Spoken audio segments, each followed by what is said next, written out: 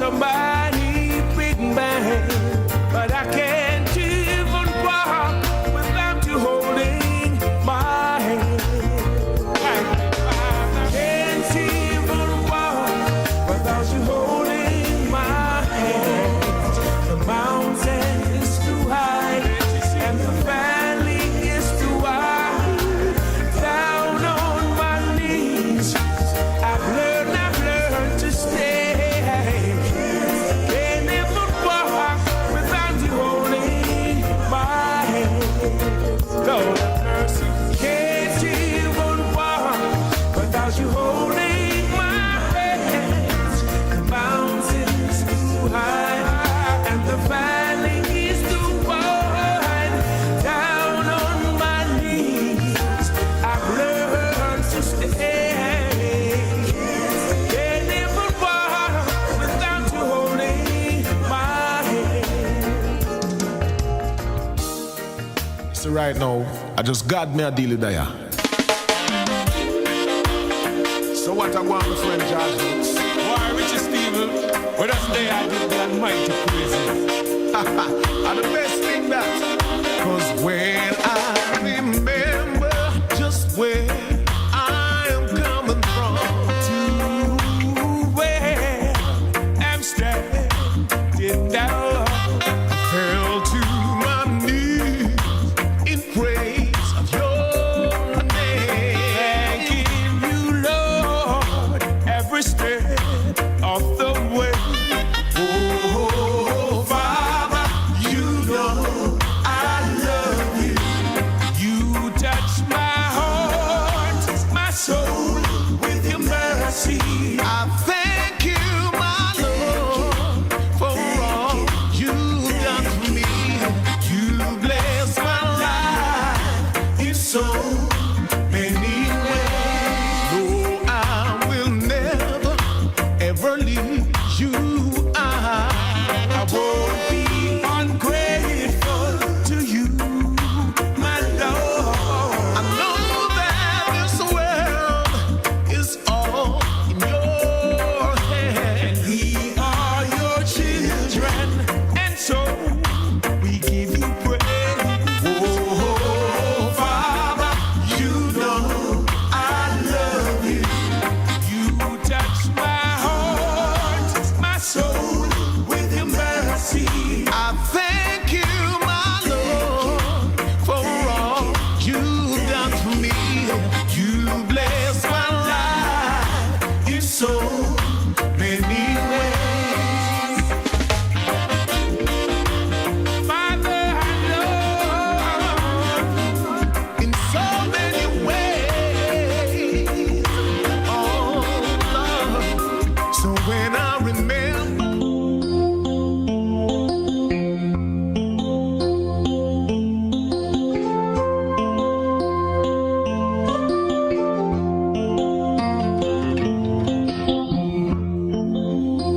Yes, good afternoon to all my listeners and viewers. Welcome to Rebel Radio. Yes, Monday. And we continue to rebuild. Yes, the people in St. Elizabeth, Westmoreland, Hanover, sections of Trelawney and St. Anne.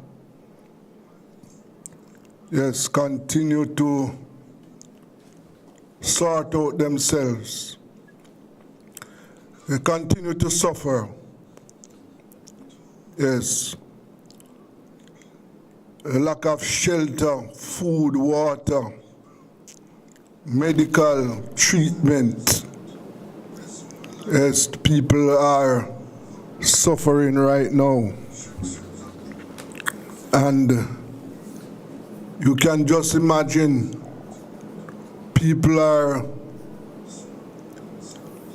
many people are still out in the open, no shelter.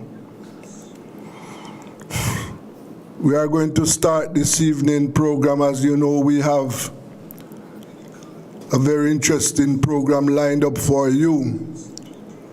but we are going to start our discussion this afternoon on the disaster and what a disaster it has been. I have with me public commentator, senior citizen, one who has seen many hurricanes, talking about Lucius White.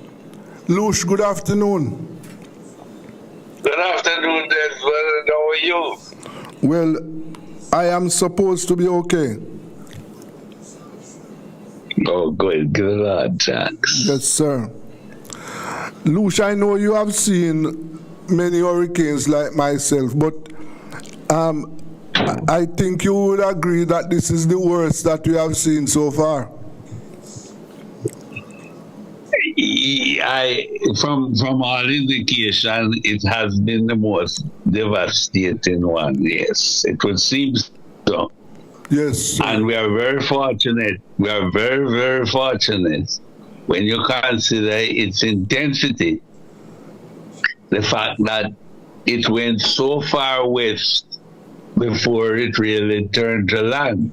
Yes. Because if it had started anywhere near the eastern end of the island, considering the intensity of that hurricane, and it would be going right across, right through the country, well, we wouldn't even be able to be having this discussion now. Yes. But thanks be to God, it did happen the way it did. And what it has really exposed is that A, we were never prepared. B, the need to ensure that certain buildings have the integrity. In other words, your hospitals and places that you intend to use as shelters, your police station and your courthouses and these places must, in my opinion, be designed with slab roof. We should never have a situation where your roof in any of these institutions can blow up. You have to design them with slab roof. If you want to put on some little fancy thing over it because you want to change the aesthetic, then that is up to you. But in terms of function, we should never have any of these institutions built in a way that you can lose roof. The other thing is, we have to take note, and there are too many instances where we have refused to put up retaining walls that can contain landslide and do the necessary land terracing above and below. You also have to have more retaining walls. In other words, our national budget must be something that takes care of the development, especially of your infrastructure, to give you the necessary resilience. We are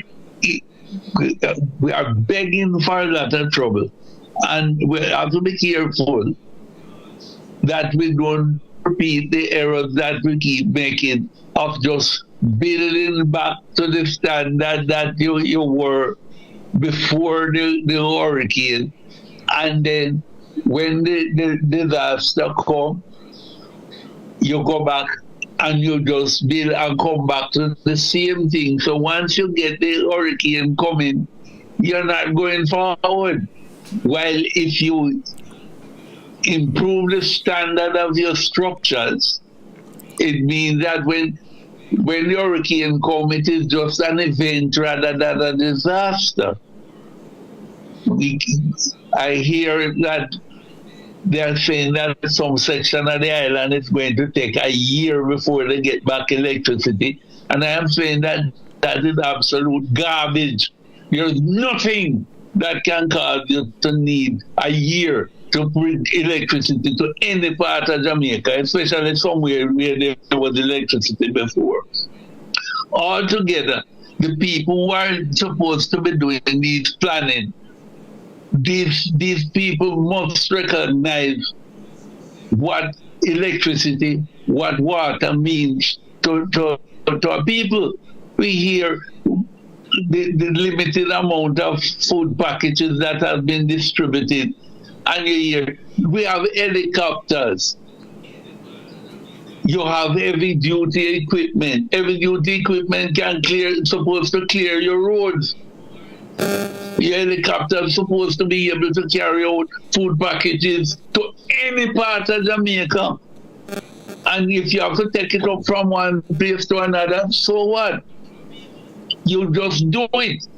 But what we do, we spend more time talking about what we are going to do, and you have 4, 5, 6 ministers telling you about what they are going to do, and what is supposed to be done, which is supposed to get the food and shelter and material to people. It's not being done with any kind of speed. And then you ask people to be patient. How can someone without food, without water, without electricity, be patient while you move them from one ministry to another?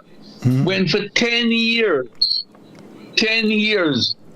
you have somebody acting, and then when you shift the ministry, you use somebody new. No, if the person that was acting wasn't competent, why do you put up with it for 10 years? In other words, the person, it certainly shouldn't take you 10 years to find out whether the person is competent or not. And if the person wasn't competent, they ought to be properly replaced with a competent person. But what you have is a situation where all on a sudden you get both a change of personnel and a change of ministry. And to make the matter more serious, you are overloading the office of the Prime Minister. Mm-hmm. Because why should them gone to the office of the Prime Minister? Which means that the Prime Minister himself is going to get more involved in the nitty-gritty of that operation, when he should be more delegating things so that he can give more general supervision. When you take it into your direct ministry, it means that it needs your direct attention. And these kind of bottlenecks is the sort of thing that cause you're not even to know the amount of damage that is done. And the amount of money allocated so grossly inadequate at a time when the government get more revenue than they expected, and rather than use the revenue to enhance and strengthen your infrastructure, you pay down the debt faster than you require, ignoring your infrastructure. And it is by ignoring the infrastructure, you get the amount of damage that you get. Mm-hmm. Not that the hurricane wouldn't do damage, you know. The hurricane has done damage and would do damage. But when your infrastructure is better, it will do less damage. Yes, sir. You have drains in April of last year, in April this year. Parliament announced, the Prime Minister and company, they announced all the grand things that they were going to do. And guess what happened? When the hurricane come, none of the drains around the place were ever cleared. It's the day before the hurricane, you hear somebody put tractor in a sandy gully. When it's for 10 years, you don't clear the place. And all of these things, your source system and everything, all of these things are things that's supposed to be done, not waiting until when you hear a hurricane coming. You're supposed to be cleaning your drains, and if you're keeping your drains clean, your water will flow, you will have less damage. Yeah. River training, you can take up the same river stone and you use gabion baskets, and you can steer the water where you want it rather than allow it to run through the different villages. And all together, not that we have infinite resources, but the resources that we have, if used intelligently, can make us a safer place and with far less damage than we suffer as a result of the poor maintenance of the infrastructures that we have and the lack of foresight, or I would call it the lack of financial intelligence, because the long and short is, you're borrowing money or you're paying out money to mop up liquidity rather than using money to enhance your infrastructure and your training of your people. Yeah, but Lush, you know something that we have to look at? I don't know if you saw yesterday's Gleaner, but there were 2 new housing schemes in St. James where the roofs of most of those houses were torn off. And this morning I was having a discussion with an engineer, and one of the things with those roofs is that they were not properly enforced. They were not properly Yes. Hello, Lush. We seems to have lost him there. You know, we're still having issues with the phone system, and we have lost Lush. Yes. Let me try and get him back. I don't know what has happened, but let me try and get him back. But as we were saying that we were not properly prepared for this disaster, and we have to pay more attention to our infrastructure. We'll have to spend more money and time, you know, on our infrastructure. That is something that we have to look at, right? I'm still trying to get Lush with me. Let me see what happened to him, whether or not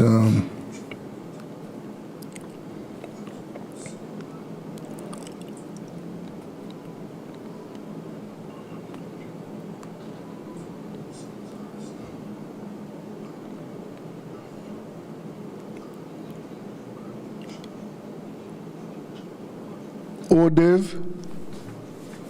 Yes, man. Just 1 minute, please, David. Yes. Yeah, yes, Desmond. Yes, good afternoon to you. Good afternoon to you, Desmond. Yes, sir. So, what is happening in St. What am I James? going to speak to you about at 2 o'clock? It is now 22 minutes after 2 o'clock, sir. We are talking about the devastation in the western part of the country and St. James. I saw where you wrote an article last week there about indicating that the damage in one scheme in Montego Bay there was, it should never happen. In the meantime, just hold on there. Let me try and get back somebody. Just hold a second. Add 1 second there for me, please. Yes. I said, I don't know what happened to Lucius, right? But he just left us.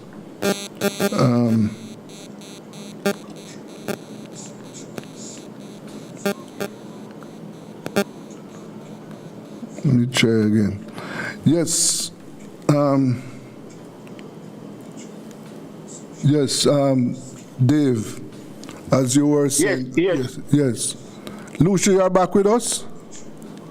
Yes, man. I'm here with you. Yes, I also have Dave Allen, who is chairman of command. Yes, Mr. Allen. So, yes, what is happening in St. James? My exposure to what's happening in St. James is quite limited. Yes, okay. I live in Granville. Okay. And I am in close proximity to Catherine Hall and West Green. Yes. I was in there yesterday. Mm-hmm. The people are living in terrible condition caused by the deluge that has been visited them on during the hurricane. Yes.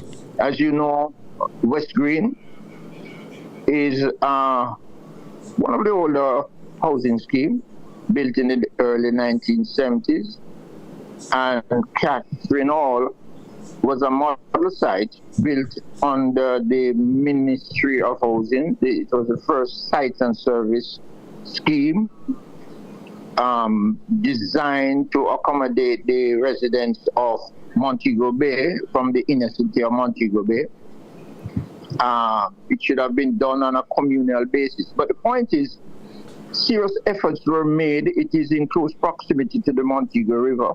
Mm-hmm. Serious efforts were made to ensure the sustainability of that community. There were gabion baskets that would have secured the embankment of the Montego River. Mm-hmm. Extensive drainage were there. We have experienced up to the June flood and everything, but we have never seen anything as devastating as what took place with Melissa. Mm-hmm. This is not just a natural disaster, but it was a disaster through the negligence of the contractors who have not made the necessary provision, having altered the infrastructure that was put in place for the security of these residents. What the contractors did? Check. That is a Chinese harbor engineering company. Yes. They are doing 2 projects simultaneously, or should I say 3. One, the expansion of the Catching Hall main road. So they have lifted the road, and the stormwater runoff now is now moving into Catching Hall because the drainage system currently does not have the carrying capacity for the sort of stormwater that we experience. They're also doing the expansion of Montego. I think they call it now the highway. Sections of the highway. Yes. Not the highway. The main road, the Bogue main road, mm-hmm. and the Barnet Bridge, which is at Westgate. Mm-hmm. That is where they have breached the embankment, and therefore we have this excessive water flow on the Bogue main road and inundate Catherine Hall and West Green. Oh, I see.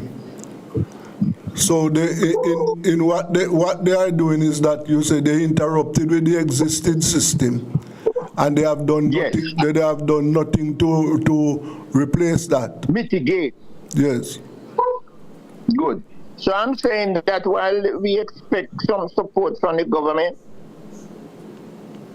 naturally for flood victims, but Czech has a obligation to compensate those persons living in Catherine Hall. The problem is that you're going to see a loss in the value, property value of those residents. Many of the residents will not go back there. Many of them feel threatened. Now it also opens opportunities for the expansion of Montego Bay, because Montego Bay is moving in that direction. And we have low budget houses, because as I said before, it was sites and service designed for people in the inner city, from Railway Lane and Barnet Lane and from King Street. Those were the people to whom it was intended. Granted, it was distributed to others, because while it was built by Tony Spaulding, they did not have the opportunity to take it to its logical conclusion, which was for the distribution of these house lots to inner city residents of Montego Bay. It was politicized. But be that as it may, what we are saying is that the people are now victim of the shoddy work that has been carried out by Czech. Yes. Yes. So you say that over there in Catherine Hall now, the homes are flooded? Flooded. Waist high. Furniture gone. Yes. All those persons on the ground floor have lost everything because they have never planned for anything like this. Yes. Wow. That's devastating. Yes. Good. Yeah. So, And the ironic thing, that the people who have captured land in Rose Heights and those places have not suffered the same consequences as those persons on the flat land in those formal schemes. yes. Yes, sir. Yes. So in Granville was saved. Oh, I cannot say that because Granville is a low budget community, and a lot of the roofs have gone. Okay. Mine has not been badly damaged, but we had an uninvited guest who entered our living room without invitation. That's one of the things that has to be given very serious consideration is this matter of coastal habitation. In other words, with what climate change is projecting to do to sea levels, I think the time has come when serious effort must be made to keep people from very near to the coastline. Yes, sir. You definitely need to look at elevations above what we normally occupy now. And among other things. And to move people in more inland, further inland. More inland. And there are a number of places even inland where people with long memory will tell you that water has risen to such and such a height. I know that somewhere like down in Portland Cottage, down in Clarinda. Yes. The earlier big houses were up some 7-8 feet in the air. Yes. That is where your roof, your flooring was. You have a big cellar underneath. The whole idea was that they have had experience of high water coming. Yes. But over the years, people got and started to build at ground level, 1 foot above ground level. And every time rain comes, you hear them having problems. Yes, yes. But all of these things, we have been around long enough where we're supposed to have the kind of data which is supposed to influence those who are designing and planning to say if we're going to build in such and such a area, the floor level, the occupational floor level should be less than 5 feet or 7 feet or 8 feet, as the case may be. It means that when water comes, it will come under there, but it won't damage your everything. Yes, I want to hold it there for me, please, while we take a break. This is Rebel Radio. We're talking disaster. Let's take a break.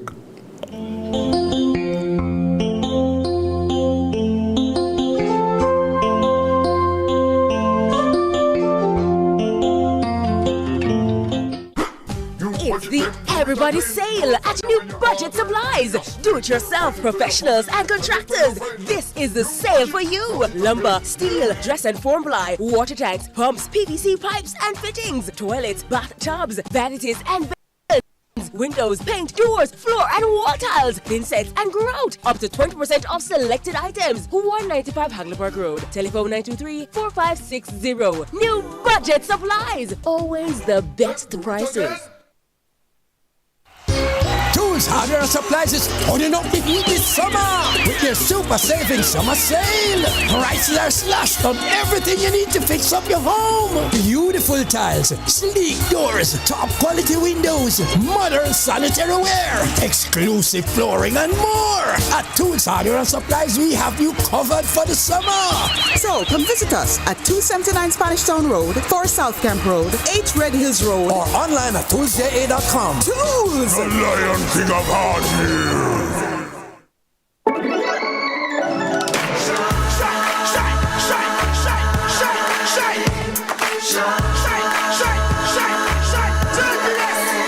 Oh, Jamaica rise, we're built with fire, passion and vibes, and through it all there's a glow inside. Let's keep our shine alive. From the market to the factory floors, from the hillside green to golden shores, We're reaching heights, our energy that lights the sky. JPS, powering what matters.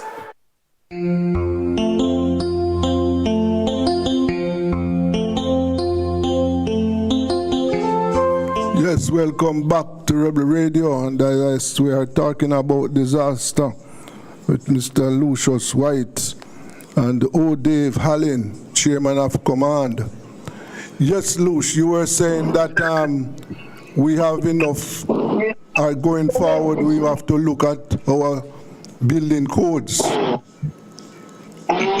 Yes, one of the crucial factors is that I do not think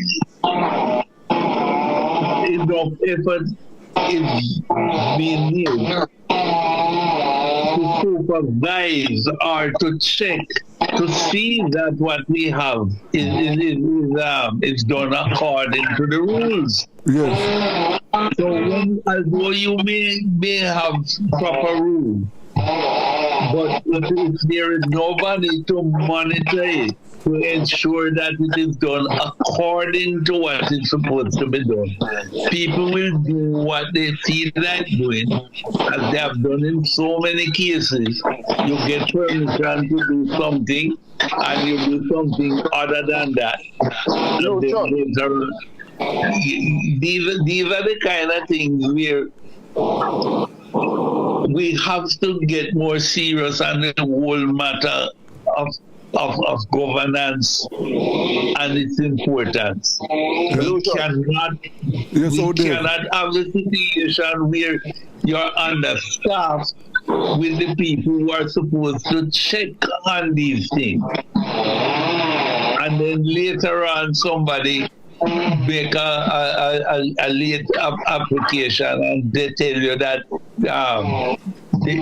this has already been done, sort of thing. It's not desirable, it's bad, and it's the sort of thing that if we are not serious, you're going to find that even some of the buildings that on paper they should withstand certain stress because in practice somebody may cut in corners, do not put in what they're supposed to put in, where they're supposed to put it. But there was nobody to inspect that the forecasting is done, that the reinforcement was proper and in place. And all of these things are things that should be done. But we hear that we don't have the money. Yeah. We have the money, and you have to make the money available. Let's hear from Dave. Dave want to make a point. Lucius, Yeah. Lucius, with all due respect, you're speaking to the formal sector. In St. James, we have more than 24 informal sectors. We have sectors that are bigger than Lucy, with a population bigger than Lucy, like Norwood, Lilliput, Barrett Hall, Retirement. All those areas have more population than Lucy. They do not fall under the formal process to which the parish council has legal and jurisdiction to monitor and control. Those are informal settlements. These informal settlements. Yeah. And what's going forward as we seek to build better and stronger is that we need to have a major land reform project using crown lands to settle people who are living in vulnerable communities and gully bank areas. And this is the root of the problem. I don't accept this argument that because it is informal, it is outside of the scope. You know, if when you drafted the original rule, you say 2 miles from the city center. If the situation requires it to be 10 miles or all parish, then you adjust the law to ensure that you are able to do what you're supposed to do. We can't claim that it's the inadequacy of the law, because there is nothing to stop you from amending the law to ensure that it covers the areas that you require it to do. We make all kind of, nothing we do better than making excuse. In one case, I'm not talking about you personally, I'm talking about the whole system, where they will tell you that their hands are tied. And they are, what tied them to make an adjustment to the legislation. And furthermore, what effort has been made to ensure that you employ enough people to do the job that needs to be done.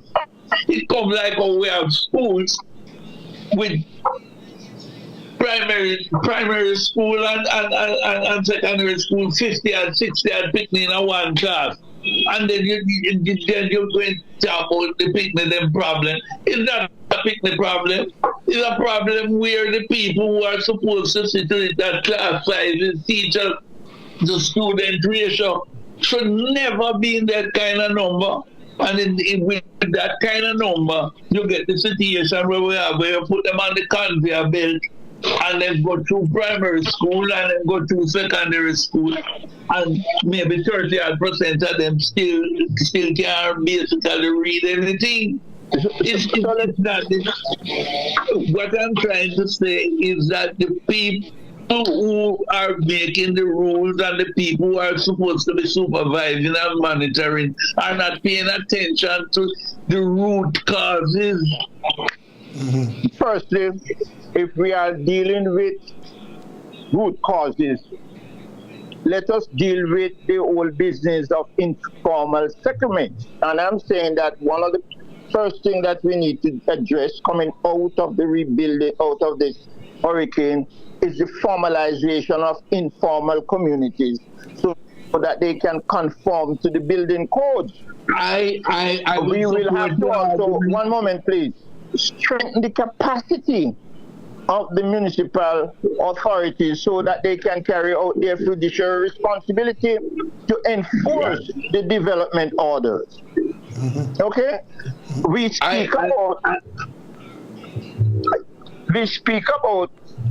climate change, but that is not treated with any seriousness. If you look in Montego Bay, for example, we have removed the mangrove swamps from Montego Bay all the way to Portland for the building of resorts and also other properties. Okay? So we are not very serious when we speak about it. It depends on whom. For example, the high-end properties at Lagoon is below sea level. So we are not really very serious. We speak about these things, but we are not serious about the implementation of those things that is recommended to mitigate against climate change. But that is not my area of concern. My area of concern is that too many of our people are living in vulnerable communities, and I'm proposing that we should now use Crown land to settle those persons who are living in vulnerable communities. We have to enforce building codes, and this is why I am suggesting that we move away from informal settlements to more formal settlements, because it has implication for discipline. There's too much disorder in this country, and it starts when you have a community with over 40% of your people living in informal situations. You are calling for a society that is in discipline. Yes, yes. Is this good reason why we should therefore insist that we get proper census which can identify the amount of people at the particular areas, and we can also evaluate all of the risk involved with that. And you can plan properly to say, well, we need to move 600 or 800 people from this particular stretch of land here. And you take the crown land, like you say, and you relocate those people and clear them out of the hazardous area and tidy up the place. And we have resources, And also we have infinite resources, but we have resources where once you decide to do these things and do them properly, it will advance both the living standard and the productivity of the people. Yes, Lucius. Yeah. But when efforts are being made to address poor people issues, they are being sabotaged, like Operation Pride. Operation Pride was intended to bring order and discipline and to enable people to access land. And that was jettisoned. It was sabotaged. Well, they need to put it back on the table, and next time you reinforce it, possibly try get it entrenched. Because you see, we can't.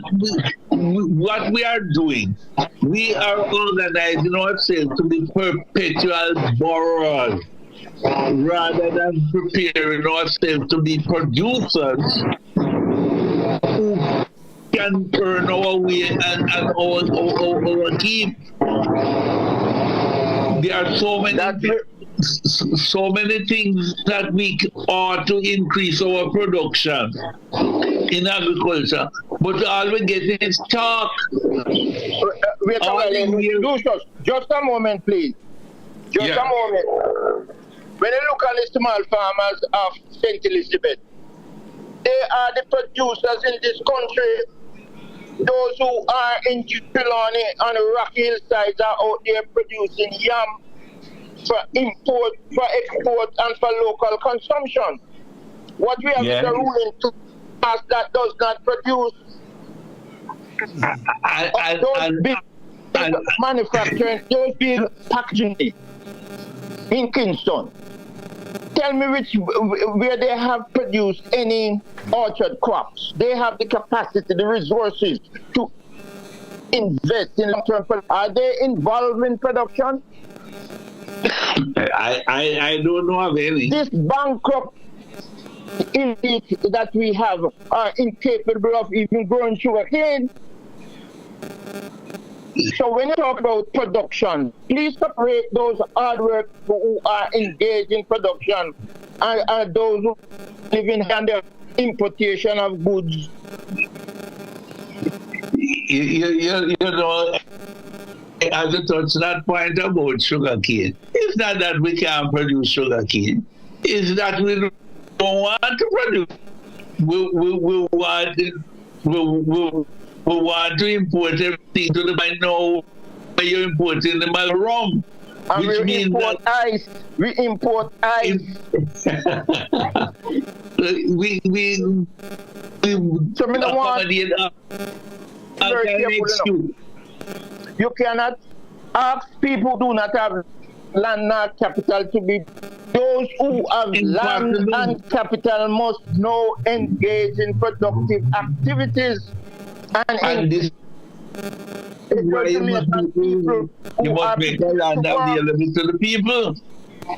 But what you do, you take it away from the people and you give it to certain other set of people who are taking out prime agricultural land that is under irrigation, taking them out to put down concrete, to put down golf course.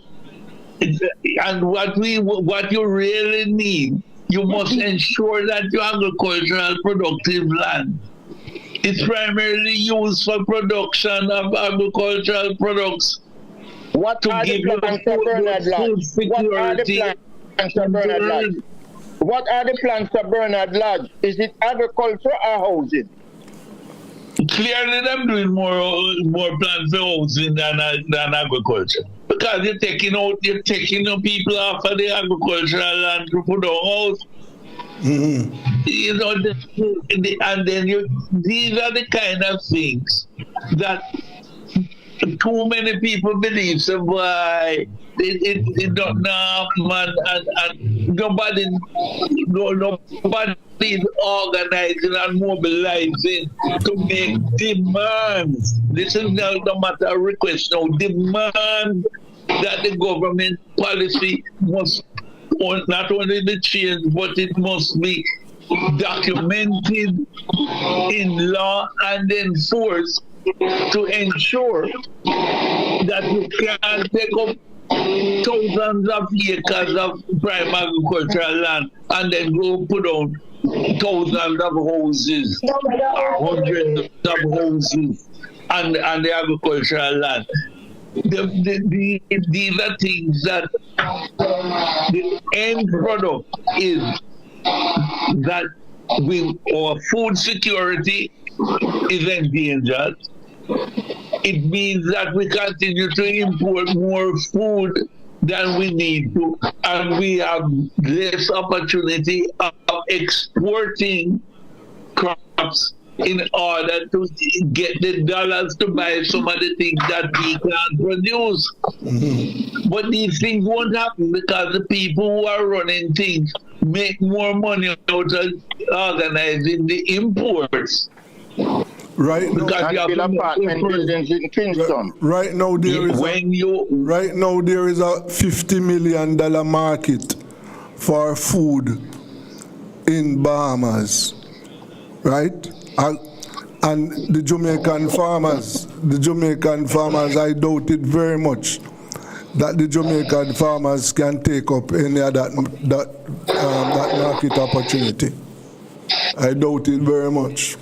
We are exporting less and importing more. Look at your trade deficit and tell the full story. Yeah. So while people run around and argue and tell you how wonderful we are doing, when you look at the real doing part, we are importing more food among other things. We are importing more of everything and exporting less of everything.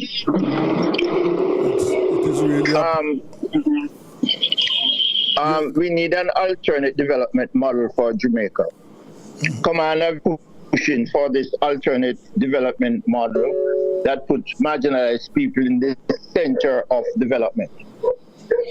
But is there a development plan for Jamaica? There's no development plan. The plan for Jamaica is to pay the debt faster, hoping to get cheaper money for borrow. That is the development plan, you know. To borrow, we're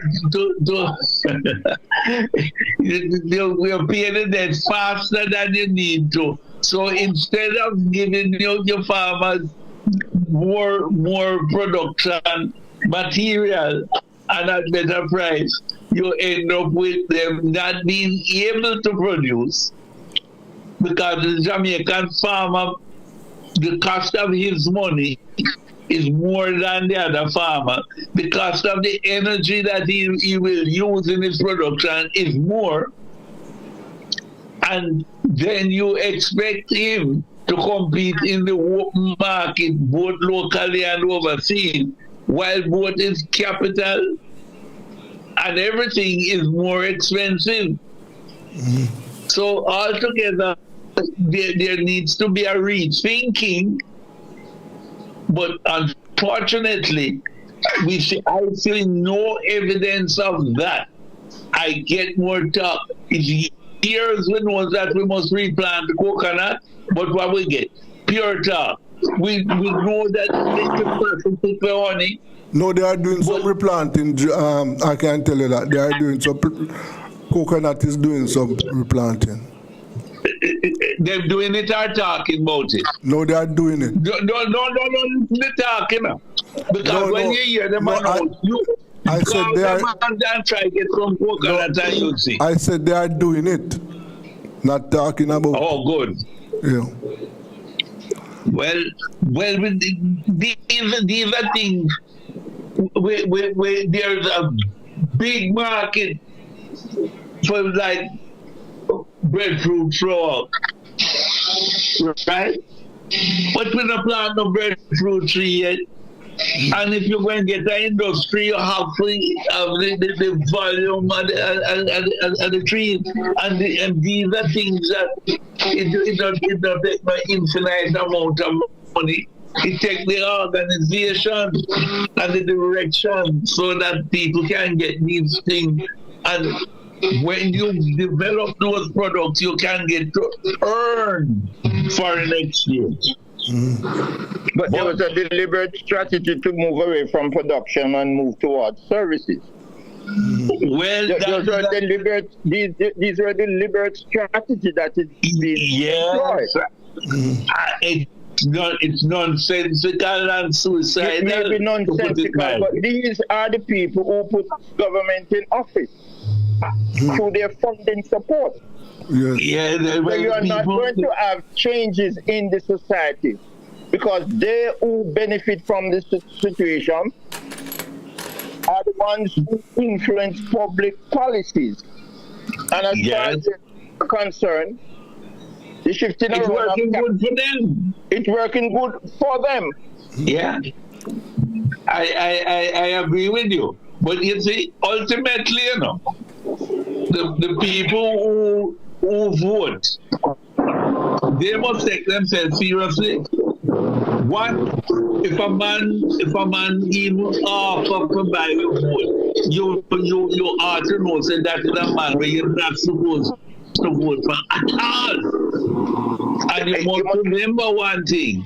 If you do not use your vote and use it in your interest, the man who so-called buy your vote will use his influence for himself. And therein lies our problem. People must be politically conscious that they know to reject those who offer to buy them vote. Dave, 63% of the population opted out of the political process. 63%. Okay? And it is an untenable situation because opting out by not voting, while it shows something, it does not give you effective control because it means the man who would buy and vote take less money for him to buy power now. So you must go out and vote against what you don't want. The people want to also have choices. 37% of the people went out there to exercise their freedom that is not good enough because they did not see any difference between both parties. But tell me something, Dave.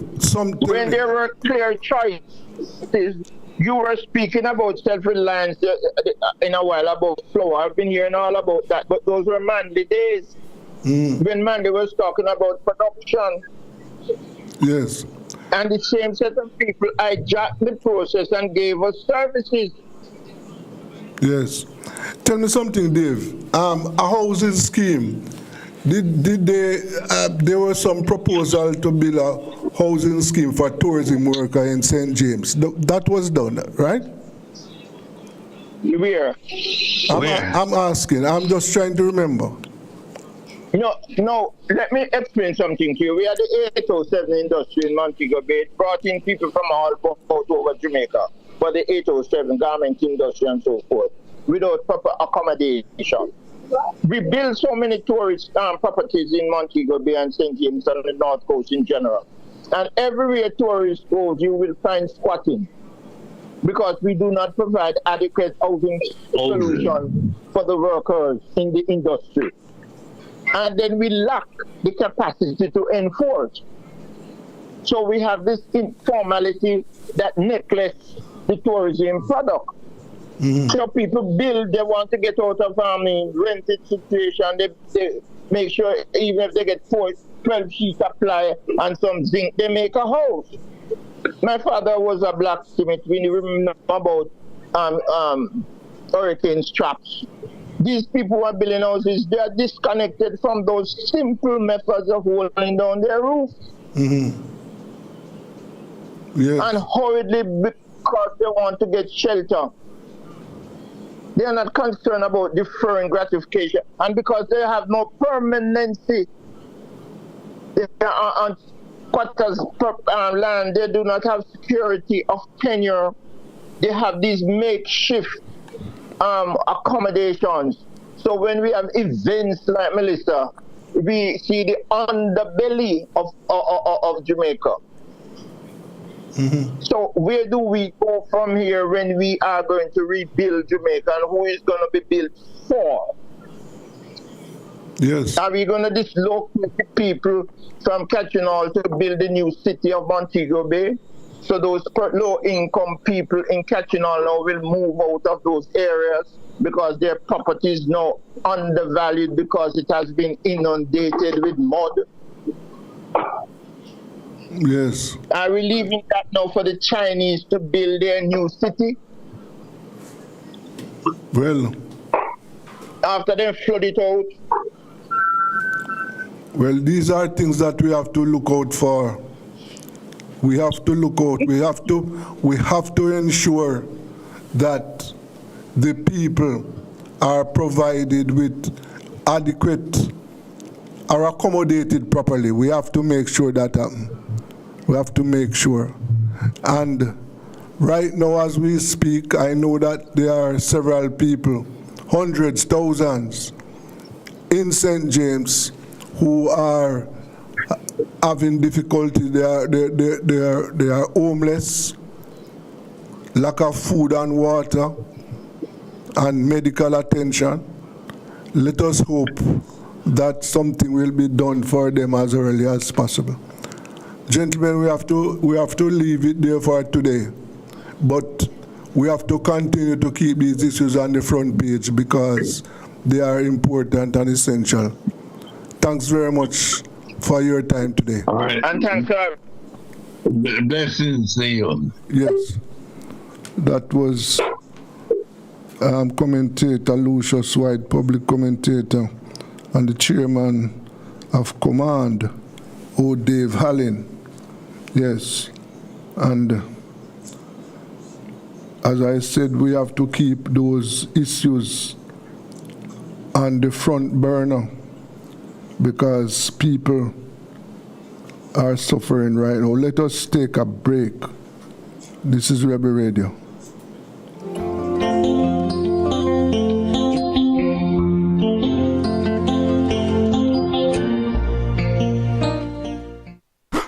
It's the Everybody Sale at New Budget Supplies. Do-it-yourself professionals and contractors. This is the sale for you. Lumber, steel, dress and form ply, water tanks, pumps, PVC pipes and fittings, toilets, bathtubs, vanities and basins, windows, paint, doors, floor and wall tiles, thin sets and grout. Up to 20% off selected items. 195 Hagleyburg Road. Telephone 923-4560. New Budget Supplies. Always the best prices.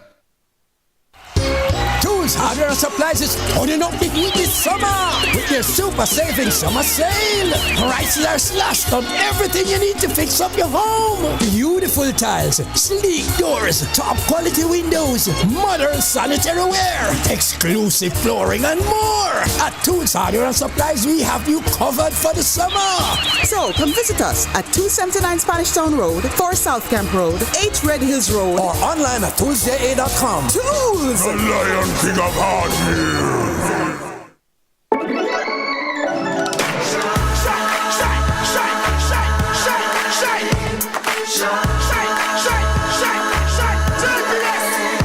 Oh, Jamaica rise, we're built with fire, passion and vibes, and through it all there's a glow inside. Let's keep our shine alive. From the market to the factory floors, from the hillside green to golden shores. We're reaching heights, our energy that lights the sky. JPS, power in what matters.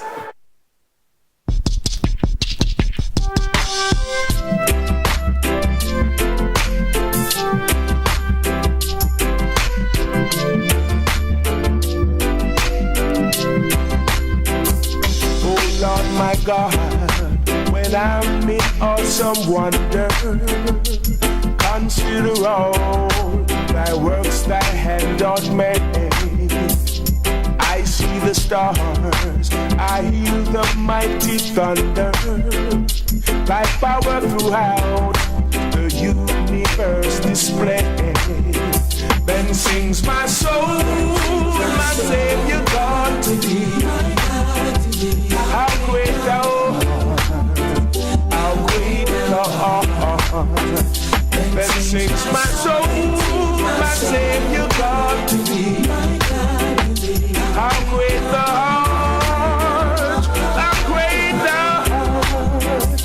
When through the woods, the forest glades I wander, and hear the birds sing sweetly in the trees. When I look down from lofty mountain grandeur, and hear the brook and feel the gentle breeze, then sings my soul, my Savior God to thee. How great thou art, how great thou art. Then sing my soul, my Savior God to thee.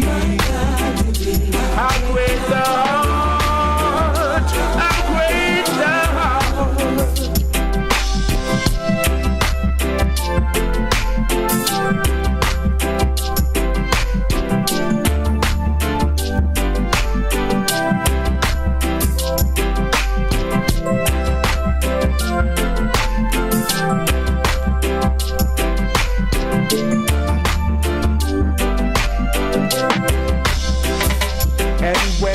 Faith of God is son not sparing, sent him to die, I scarce can take it in.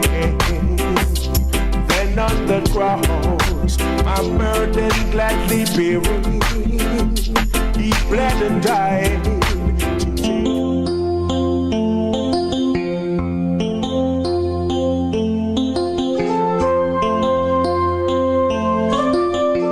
Yes, welcome back to Rebel Radio. And as you know, we are dealing with the aftermath of Melissa. Yes, and we know that it has caused widespread disruption, fortunately, for the eastern parishes, Portland, St. Thomas, the corporate area, St. Mary. We were spared, but I know that there were damages. Let me find out what is happening in Portland. And I have with me, Larry Robertson. Larry, good afternoon. Hey, good afternoon, Desmond. Continue the good work, man, that you are doing on behalf of the Jamaican people. Yes, sir. Yes, thank you. So, I know that Portland did not receive the brunt of the hurricane, but what is happening over there? Well, we are recovering from the aftermath, and we are working in the river and other areas to do assessment of the damage. The MP is very active, working out here with the people. And all the councillors are visiting their areas. The people in the shelter are gone back home. Yes. Straight recovery. Matters are doing. Yes. We send our sympathies to the people in the western part of Jamaica. You know that the full down to the militia. If you have any woman pregnant about that, the militia for that. Tell the woman that. Okay. Yeah. Now we can use some of the recovery money to help some of the folks in Portland. I don't want the Prime Minister to put all of that in the consolidated fund. We're in manage that. I want all the member of parliament and councillors to get the appropriate money that account to RADA and JS and all the institutions. They will, of course, send in their relief budget. But I hope that we can recover as early as possible. East Portland. I know, for example, that there were some people in East Portland who were still recovering from Hurricane Beryl. How badly damaged, East Portland was? They have repeated that damage. Until now, the authorities have not completed their assessment. We are waiting on them for that, but at the same time, we are working. The local authorities and the member of parliament actually working to ensure that people are very comfortable at this time in their space. So we need a lot of relief. Right? We need a lot of relief. Towards these ends. Desmond, it's still raining. Yes. Especially in the Rio Grande Valley there. The Rio Grande is down. Mm-hmm. And we are expecting a lot of landslide. Okay. From that, right? Mm-hmm. Well, I thank you for reaching out to the public in general and communicating with Jamaica as to what is happening. Yes, sir. I want to continue with work. The Prime Minister and tell him say we want some transparency in this thing. Because you know all those guys are in there now. We want to report to Parliament as to the relief spending all of that. Mm-hmm. Yes. Well, okay, Larry, we'll try to keep these issues on the front page. Yeah, man. You stay safe. Yeah, man. I'll call the Prime Minister on your program, man. I'll ask him one question where I ask me, yeah? Okay. Thank you. All right, cool and Desmond. Okay. Yes. That you, as I said before, that the situation out in Portland was not as bad as it is in the western side of the parish. Yes, not as bad. But we know that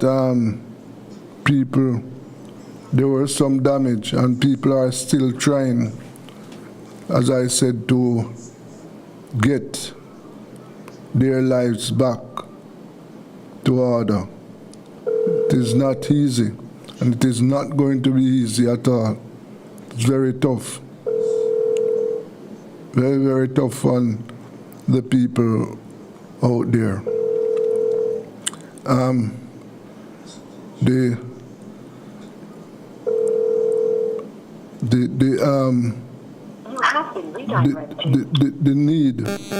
The need for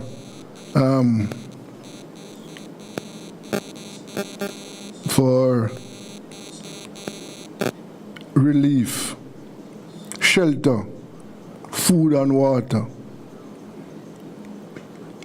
It is overwhelming. Yes. The people in these areas, are having serious problems as we speak. Very serious. And we don't see a clear plan.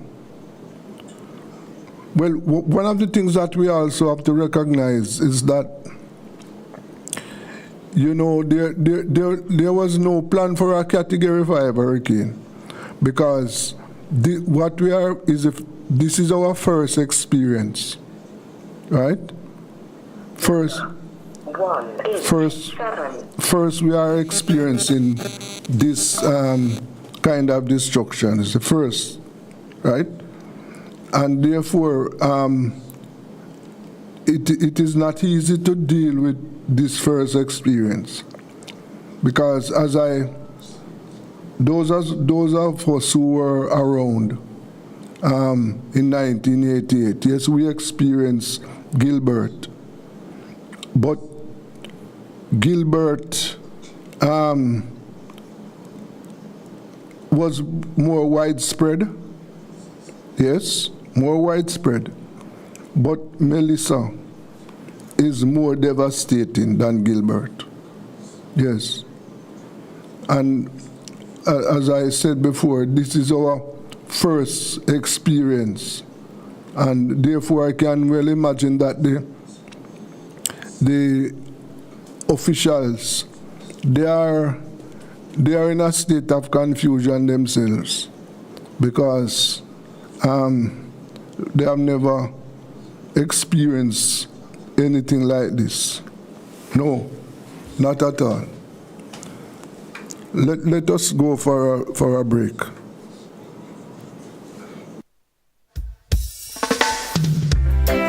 all the mothers out there, the ones that have passed and the ones who are still here with us, God bless. I remember Mama and the love that she gave. Building had her bedside, I could still hear Mama say, people are better than you, George, don't you let them down. I remember Mama in a happy way. We went to school with holes in our shoes. We didn't have much, but the Lord saw us through. Mama kept the family together. I remember Mama in a happy way. She packed her lunch in an old greasy bag. Might have seemed heavy, but it was more on the head. It had a low, way deep down inside. I remember Mama in a happy way. I remember Mama in a happy way. Mama is sleeping in the bosom of Jesus Christ. Somehow I know she's smiling at us right now. One day I'll see her again. Happy I will be. I remember Mama in the happy way. I remember Mama in the happy.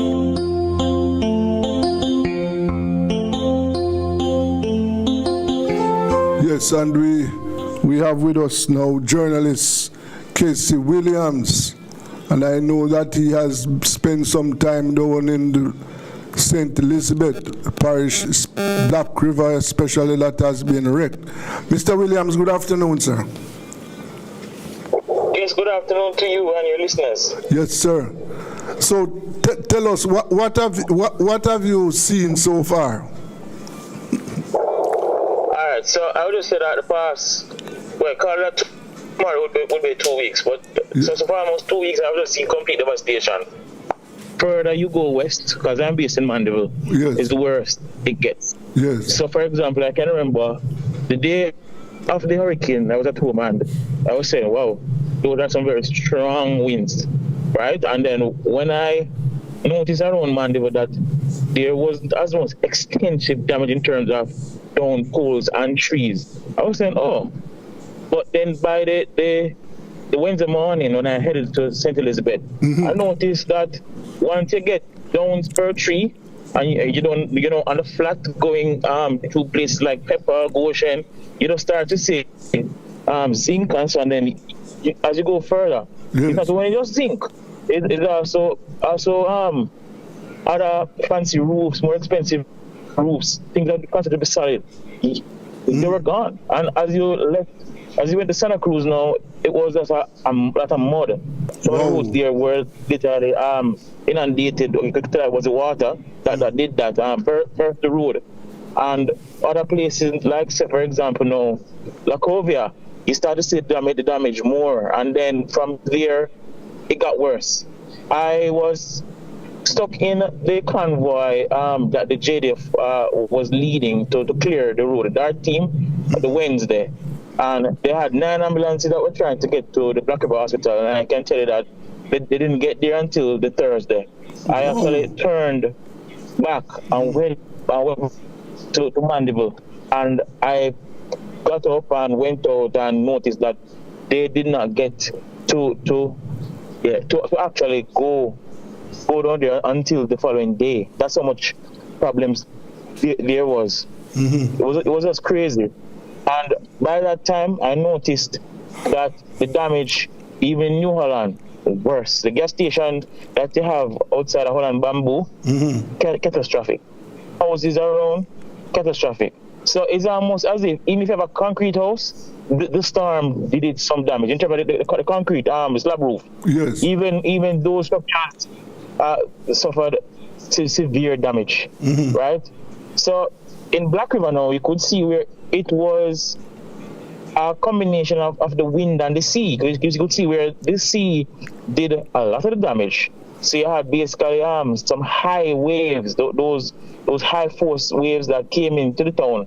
Yeah. And even the fire station, they showed me the fire engine that they said was covered with water.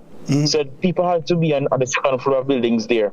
The 3 buildings that I saw that remained somewhat with minimal damage, but probably inside I couldn't see as much, where the police station, the fire station, and the St. Best Pharmacy building. Yes. What happened to that hotel in Black River there? I'm trying to remember its name. Wow, I don't remember its name now, but I know it is a structure that has been there for a long while now. You know which one I'm talking about?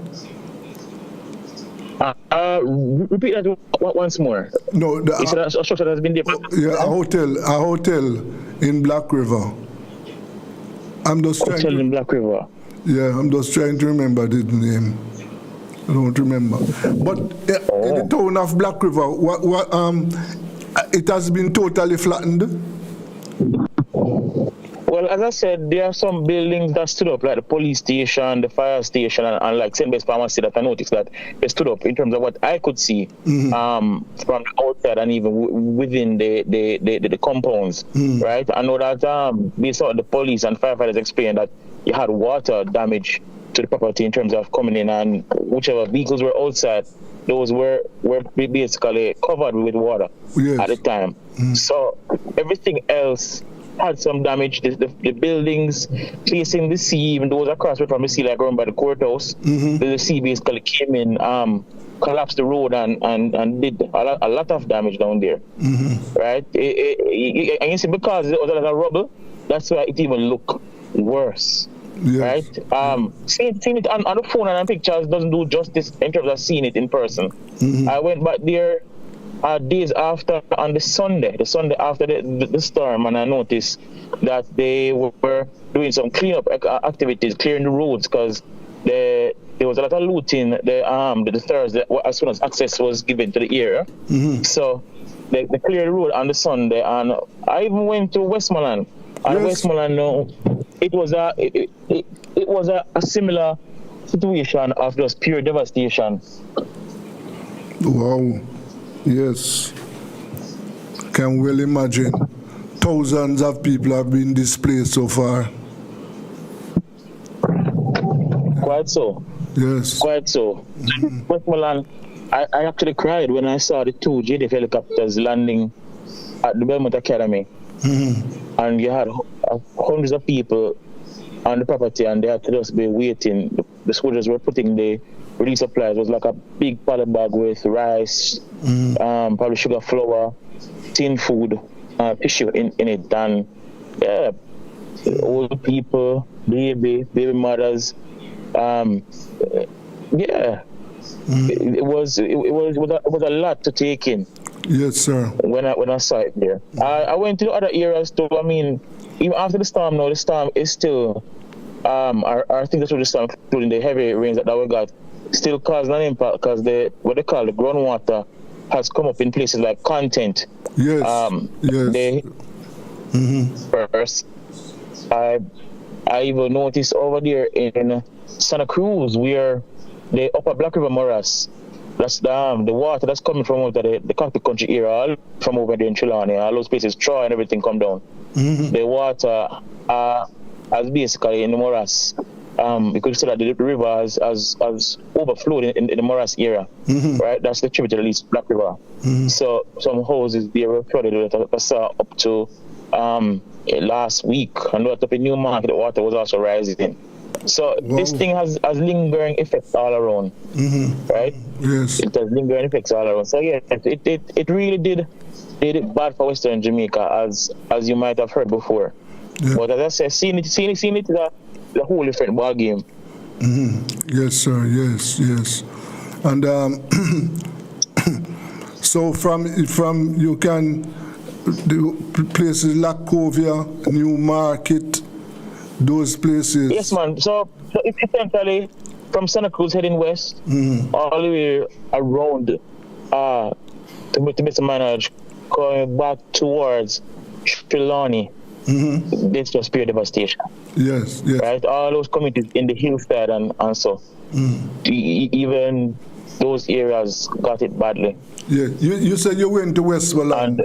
You said you went to Westmoreland. Yes, I went to Westmoreland. I went to Westmoreland. Savannah Lamar, that town was badly damaged? I didn't get to go as far as Sav. Okay. I stopped at Belmont. Oh, okay. Yes. But it as I would imagine, based off reports from colleagues, there was some damage there. One of the things now that as essential is to get telecoms up and running, because communication is key. Yes. And so far I've noticed that the telecommunications providers, they have done some research and work. So I've noticed it even on my phone when I'm traveling. In the area that I'm now getting back cell phone signal or service. So that's a positive. And hopefully with that, people can be able to communicate with their loved ones across the island and even overseas. Yes, of course. As most people are telling me now that it's important to head into the second phase, which is rebuilding, which is rebuilding now. Yes, so the recovery and rebuilding. Some people would tell the truth that they don't have it. They really just don't have it. Yes, that is true. Right? The entire life's work in a few hours was wiped out. Yes, sir. Yes. It is going to be a long, tough journey, to rebuild. It is not going to be easy at all. Not going to be. So in Mandeville, the Mandeville was spared. You would say that? The worst. it was spared the worst. I mean, yes. property owners will tell you that some of them sustained some amount of damage in comparison to burial. Yes. They will tell you that they suffered some amount of damage. Well, let us hope that, you know.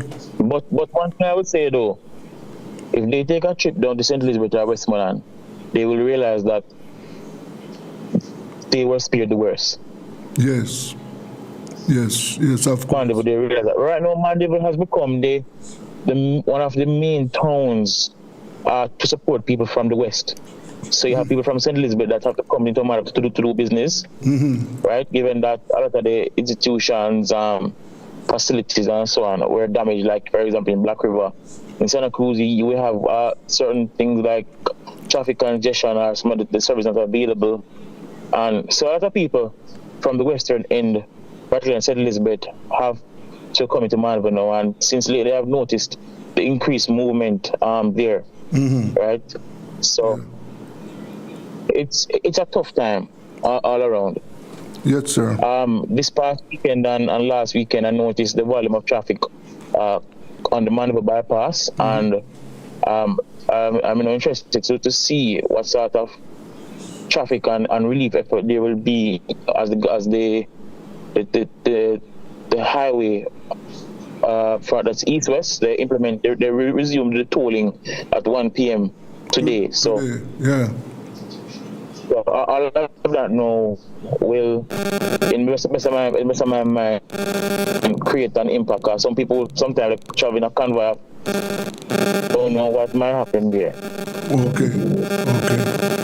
Well, let us hope that, you know, things will improve for the victims, and, you know, we pray that they will remain as safe as possible. I want to... Indeed. Yes. Indeed. Thank you very much for your time, Casey. And... All right. And stay safe. Thank you too. And also your listeners. Okay, sir. Thank you. Yes, that was journalist Casey Williams there giving us an update on the situation in Western Jamaica. Yes, and as you heard him telling us about the situation as it exists right now, you can just imagine how traumatic and how problematic it is for the people in those areas. Let us take a break. This is Rebel Radio.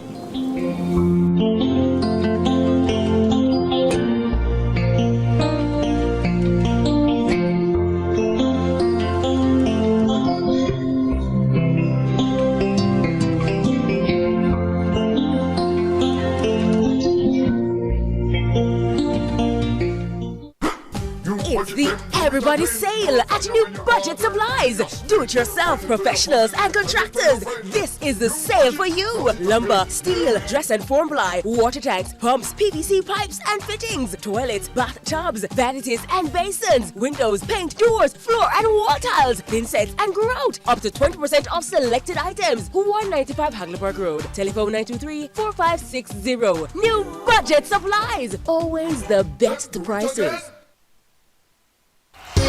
Tools, hardware, and supplies is turning up the heat this summer with your super saving summer sale. Prices are slashed on everything you need to fix up your home. Beautiful tiles, sleek doors, top quality windows, modern sanitary ware, exclusive flooring, and more. At Tools, hardware, and supplies, we have you covered for the summer. So come visit us at 279 Spanish Town Road, 4 South Camp Road, 8 Red Hills Road, or online at toolsja.com. Tools! The Lion King of Hardware.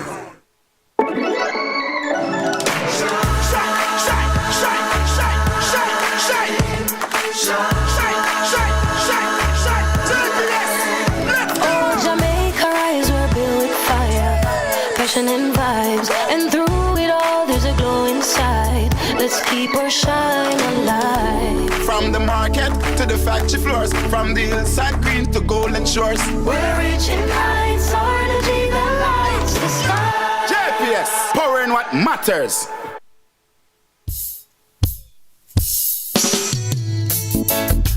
This is for the little child without a father, for that man that doesn't have a place to stay, for that little boy living with hate. This is my story. There's a man standing on the corner. He has no home, he has no food, and his blue skies are gone. Can you hear him cry?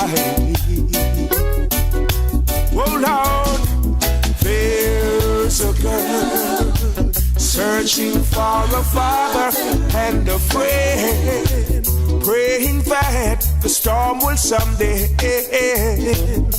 But instead of walking away, open up your heart and say, I am here. You don't have to worry, I can see your tears. I'll be there in a hurry when you call. Friends are there to catch you when you fall.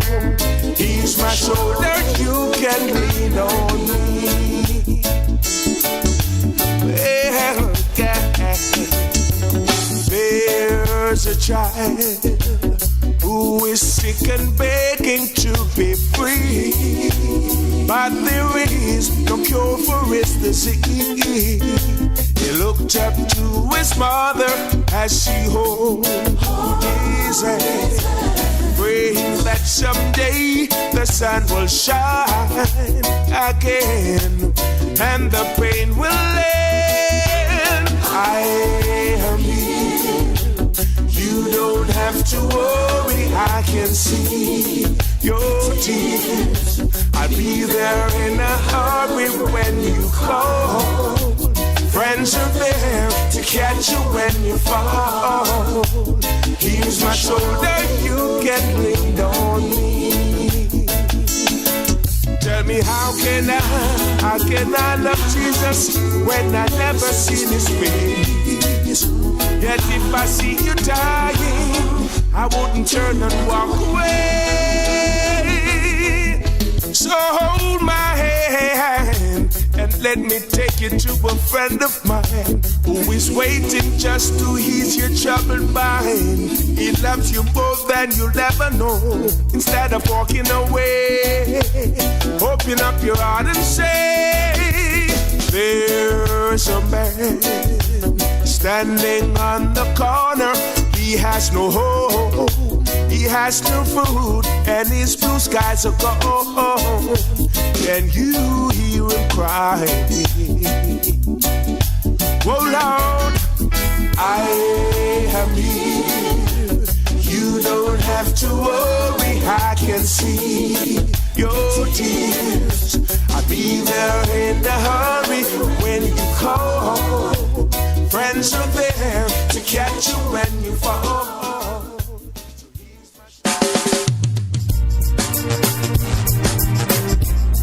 Lord, I lift your name on high. Lord, I lift your name on high. Lord, I'd love to sing your praises. I'm so glad you're in my life. I'm so glad you came to save us.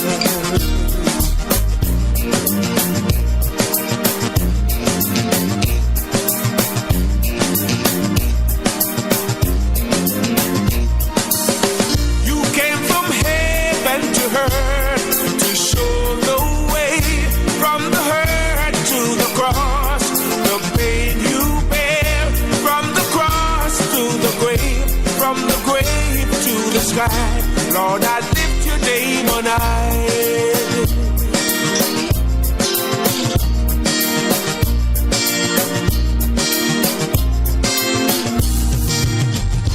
Lord, I lift your name on high.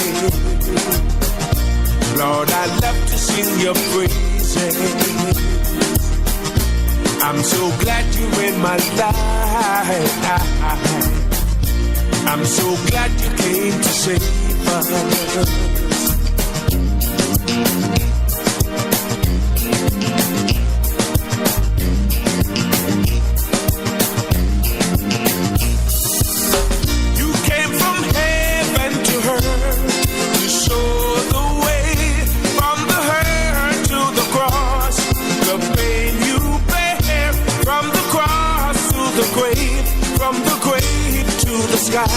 Lord, I lift your name on high. Lord, I lift your name on high.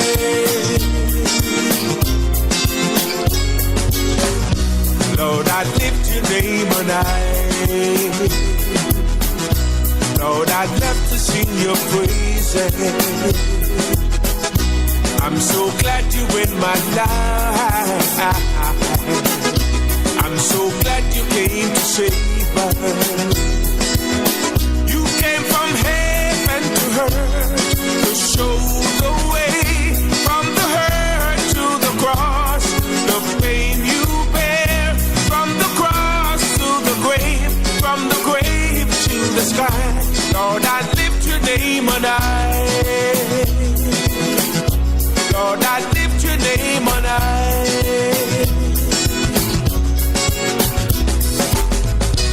Lord, I lift your name on high. Lord, I'd love to sing your praises. I'm so glad you're in my life. I'm so glad you came to save us.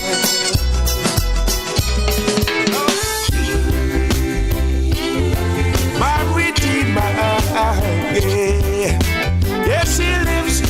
Yes, he lives forever again. Who taught the sun where to stand in the morning? And who taught the ocean you can only come this far? And who showed the moon where to hide till evening? Whose words alone can catch a falling star? Well, I know my Redeemer lives, and I know my Redeemer lives. Let all creation testify is risen and alive, and I know my Redeemer lives. The very same God that spins things in orbit runs to the weary, the warm and the weak. And the same gentle hands that hold me when I'm broken, they conquered after bringing victory. Yes, I know my Redeemer lives, and I know my Redeemer lives. Let all creation testify he is risen and alive, and I know my Redeemer, he lives to take away my sins, and he lives forever, I proclaim, to protect me from my sin. His most precious life he gave, but now he's alive. There's an empty grave, and I know my Redeemer lives. Yes, I know my Redeemer lives.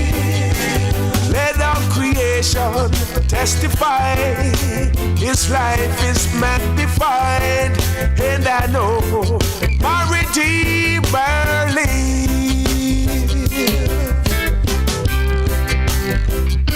Oh yes, it lives.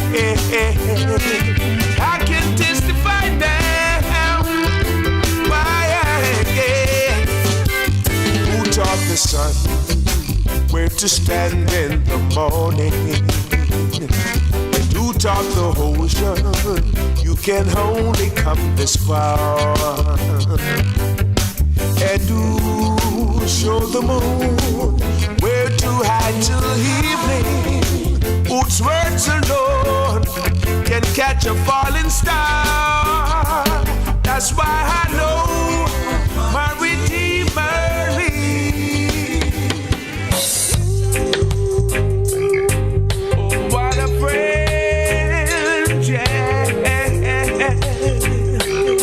A blessed Savior. Oh, what a friend we have in Jesus. All our sins and grief to bear. Oh, what a privilege to carry everything to God in prayer. Oh, what peace we often forfeit. Oh, what needless pain we bear. All because we do not carry everything to God in prayer. And we trials and temptation. Is there trouble everywhere?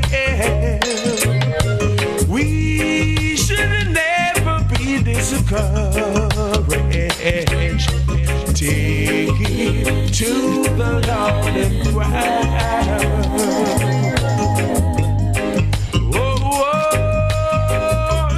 yeah, a wonderful friend.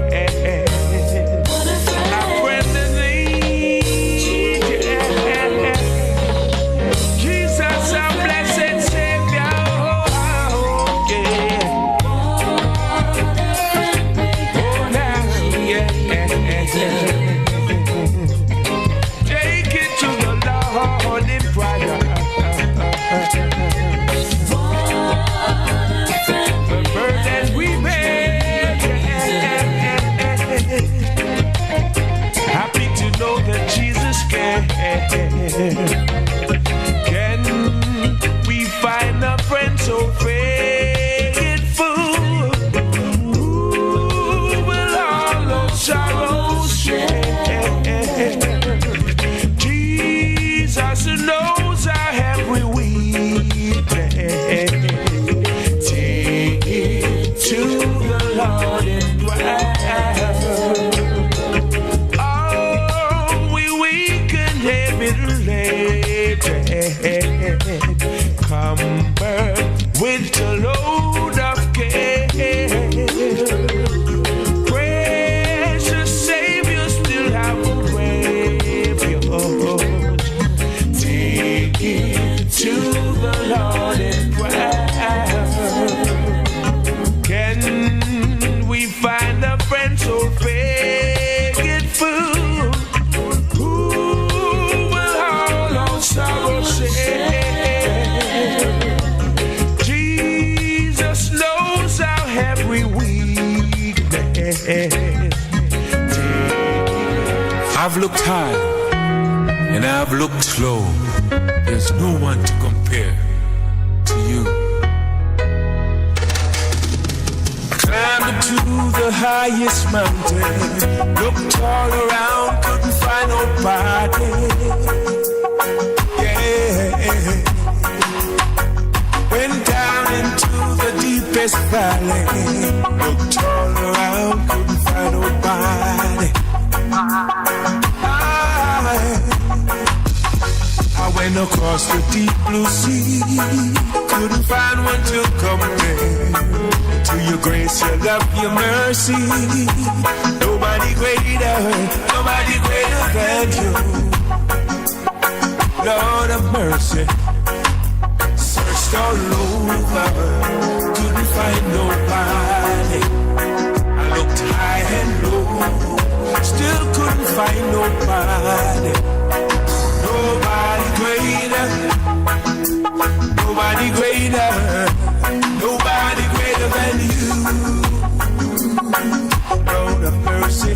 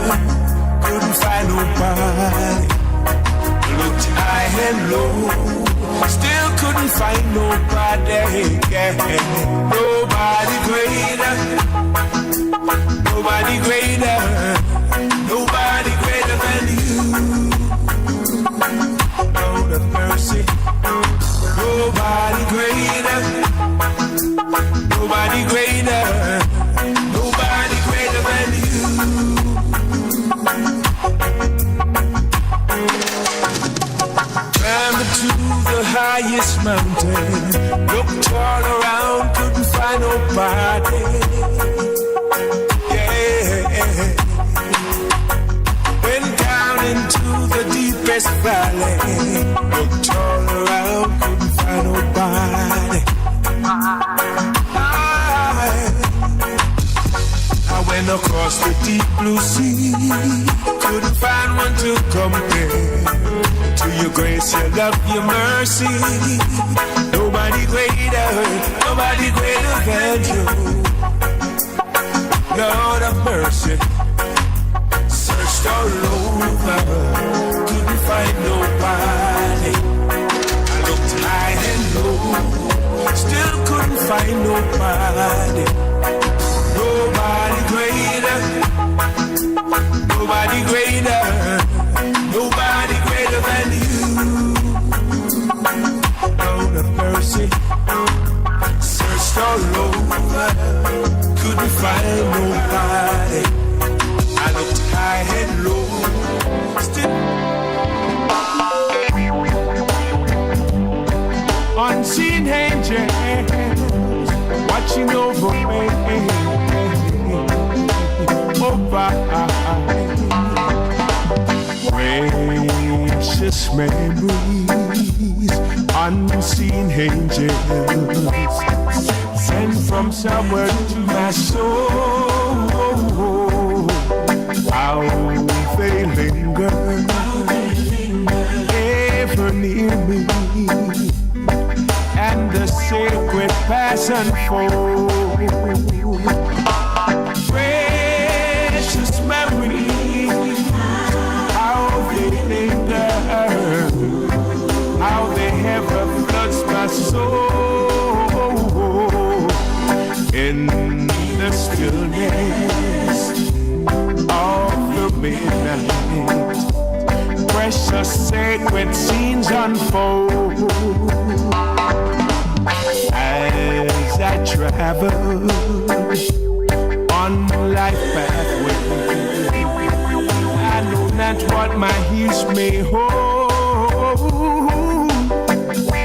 And as I ponder, grows fonder.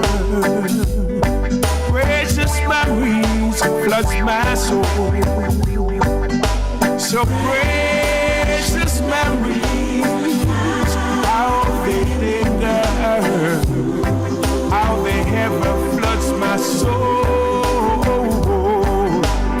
In the stillness of the midnight, precious sacred scenes unfold. Precious memories, unseen angels sent from somewhere to my soul. How they linger, ever near me, and the images continue to come out of Jamaica, revealing the damage from Hurricane Melissa. The storm killed at least 49 people on its path through the Western Caribbean. Hurricane Melissa will go down as one of the strongest hurricanes on record in the Atlantic Basin, with 185-mile-per-hour sustained winds and a low pressure of 892 millibars. The AccuWeather preliminary estimate of damage for Hurricane Melissa is between $48 to $52 billion. A lot of that loss in Jamaica, which is dealing with a humanitarian crisis. Lack of shelter, food, and water are the daily challenges for survivors of the storm. Boss lady,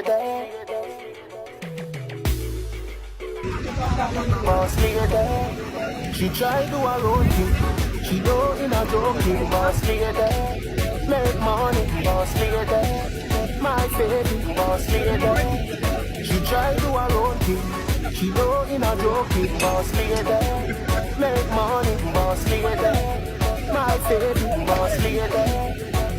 Big up every girl with confidence. Don't fool, you know yourself. Work so hard to get your thing. You deserve the best, enjoy yourself. Love see when woman, I wave the banner. Get ambitious like Lisa Hanna. Big up this queen, only a Hanna. Sister Queen, she try to do her own thing. She know in a joking, boss lady. Foundation cannot work very long term. And if you don't know him, very, very easy. Pisces, and easy for drunk I Good morning, Western Westmoreland. Good evening, good afternoon, good night, or whenever time you get this message. So the Prime Minister announced a $10 million allocation to every constituency that have been severely affected by Hurricane Melissa. So I want to go through something so we both are on the same page, because I need your help. Number one is we have over 1,000 families that have lost their homes. We have over 1,000 families that lose every single thing. All right. On the voters list, we have 40,000 citizens, not in the entire constituency, just on the voters list. So there's an increased amount of citizens. Now, if I should split up that $10 million into grants, I'm having a difficulty with it, because number one is, if I give 20,000 per citizen who have lost something, it will work out to 500 citizens. That's number one. If I give $10,000, it will work out to 1,000 citizens. If I give $100,000, it will work out to 100 citizens. And if I give $50,000, it will work out to 200 citizens. That's what I face. I don't know how to make $10 million work for you. I just don't know how. So I want you to tell me how we're going to divide it up, how we're going to split it up, so you can get some help.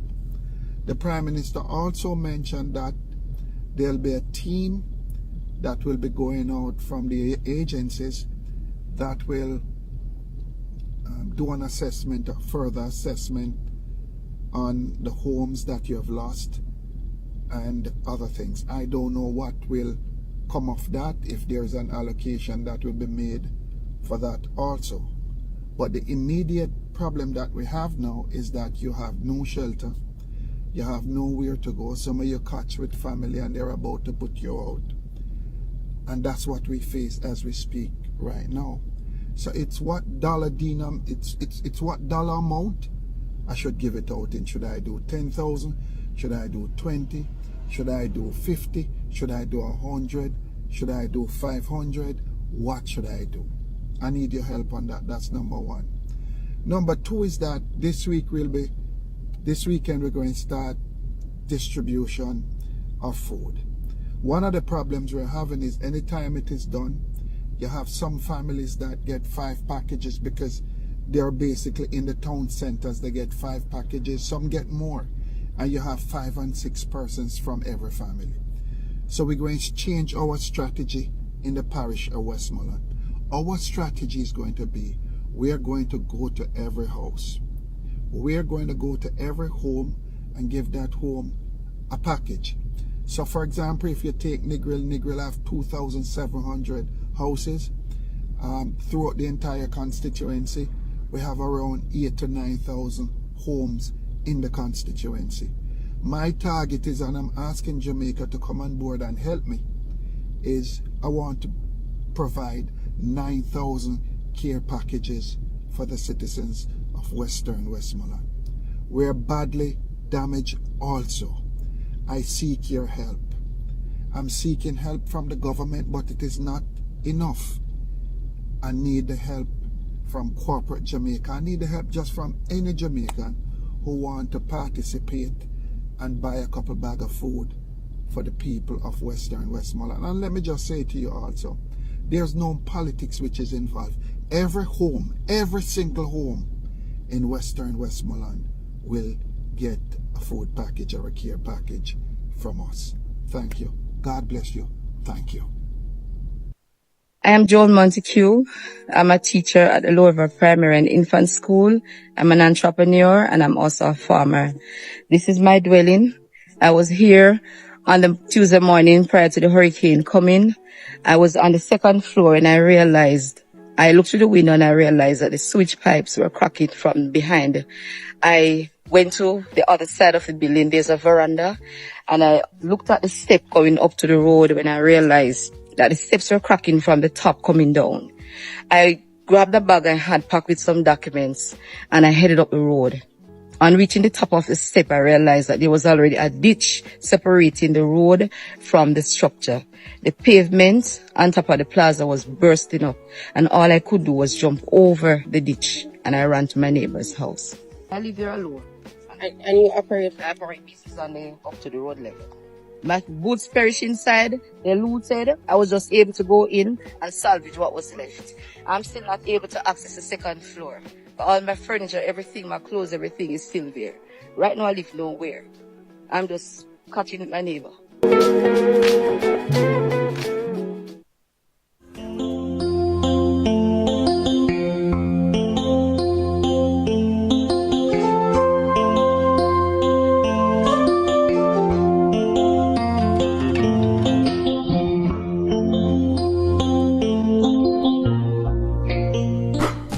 It's the Everybody Sale at New Budget Supplies. Do-it-yourself professionals and contractors. This is the sale for you. Lumber, steel, dress and form ply, water tanks, pumps, PVC pipes and fittings, toilets, bathtubs, vanities and basins, windows, paint, doors, floor and wall tiles, thin sets and grout. Up to 20% off selected items. 195 Hagleyburg Road. Telephone 923-4560. New Budget Supplies. Always the best prices. Tools, hardware, and supplies is turning up the heat this summer with their super saving summer sale. Prices are slashed on everything you need to fix up your home. Beautiful tiles, sleek doors, top quality windows, modern sanitary ware, exclusive flooring, and more. At Tools, hardware, and supplies, we have you covered for the summer. So come visit us at 279 Spanish Town Road, 4 South Camp Road, 8 Red Hills Road, or online at toolsja.com. Tools! The Lion King of Hard Hills.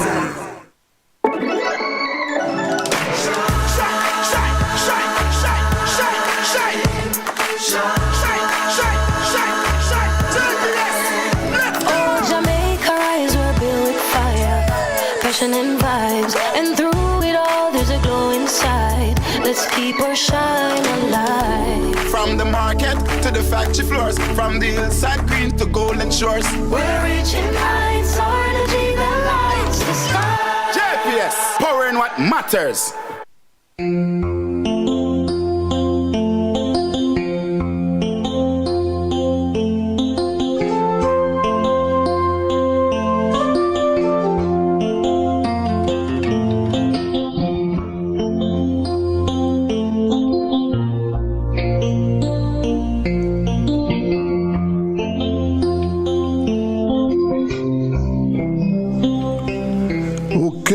Welcome back to Rebel Radio.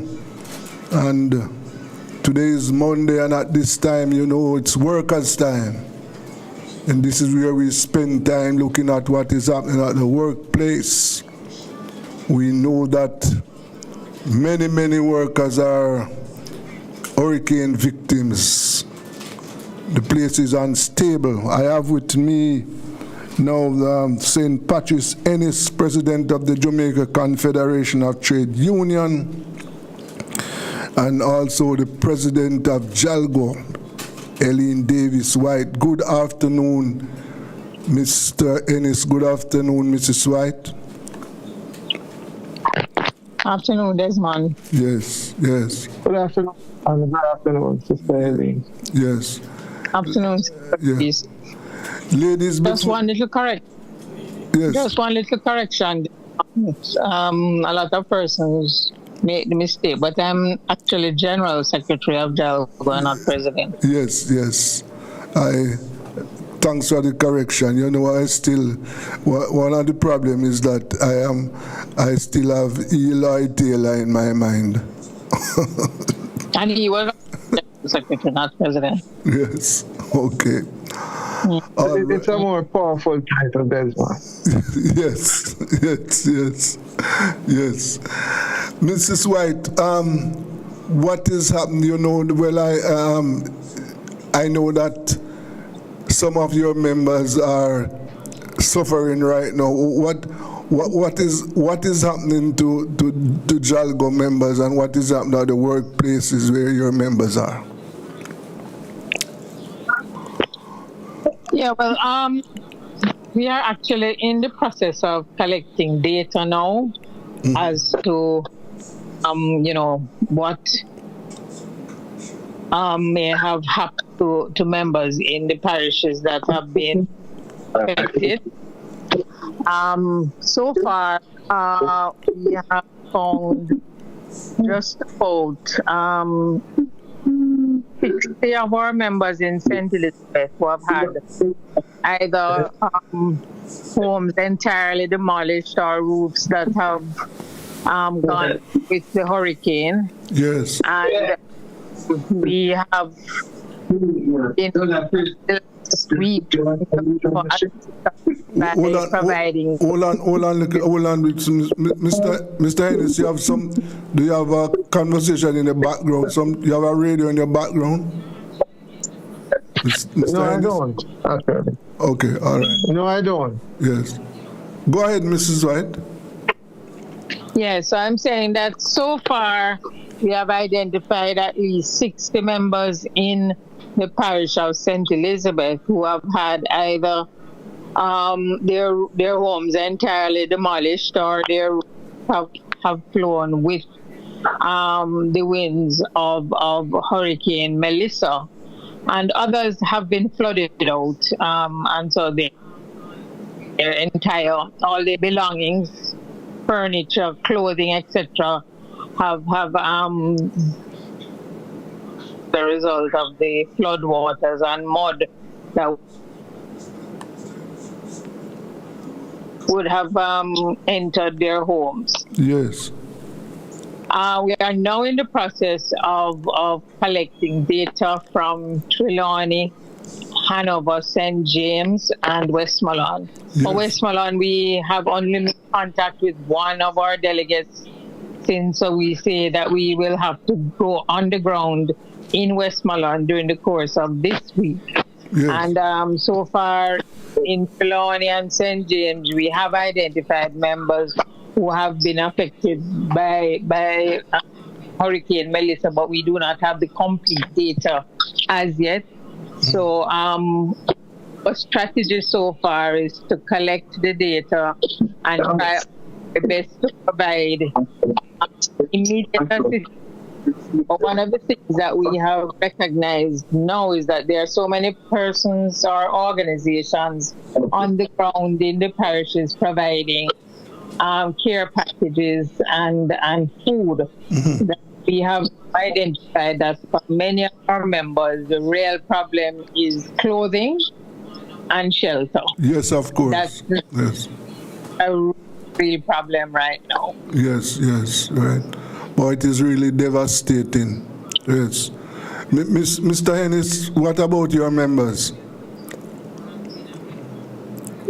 Well, not dissimilar from what Sister Helen has. I, however, visited our joint venture housing development in St. James, Irwin, called Union Acres, sometime last week, and where there was indeed damage to many of the houses with the loss of roofs, and that would mean that they would have lost almost everything that they had recently purchased in the form of furniture and so on, and appliances. As this is a new housing development, and most people would have had new furniture, some of which they are still paying on, and those things would have been damaged by, the blowing off of roofs. There were quite a few houses that had parts of roofs blown off, and some, the entire roof was blown off. And therefore, some were left with no occupants at the moment because it was still open to the, to the elements. Yes. And, so that was, and we still had the roofs and the electrical wires strewn all over the place, debris. There was, a visible debris field from the damage that occurred through the passage of Hurricane Melissa.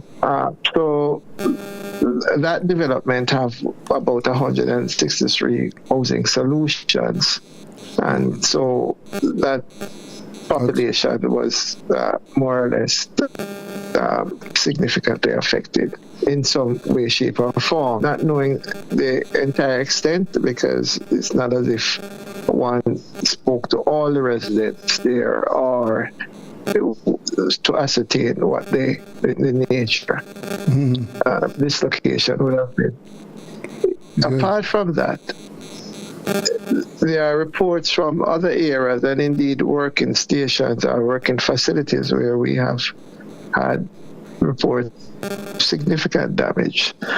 But one of the things you would have discerned or heard from, I believe, a recent interview you would have had subsequent to the hurricane, that our neighbors or our trade unions in Trinidad is preparing to assist, and they have asked us for what is it that we would desire or require. I would have asked one of our officers out there from the Confederation to send a list which we pass on to them, both from the CCL and from a trade union in Trinidad, as to how they can assist. We have communicated that to the broader body of the Confederation, and hopefully, well, we are not experts in this field. Well, I must admit I have no experience whatsoever in how to do these things. So, like Sister Helene, that have highlighted established bodies and so on, and if there are others, mates or within the trade union movement that knows how these things are done, well, I'm happy to lean on them. But I certainly do not have such expertise. But what we can do is those who from beyond our shores who are willing to assist and have contacted the JCTU, we will try and put possible the mechanism to facilitate those donation, if you will, or whatever they are containing. And I hope if that is on the way, then we will position ourselves to accept and to try best as possible to have them reach the persons who are desirous and who are in need of, the assistance at the moment. Yes. And Mr. President, while we are looking about aiding our fallen brothers and sisters, am I correct to say that the wage talks are now on hold? No. Well,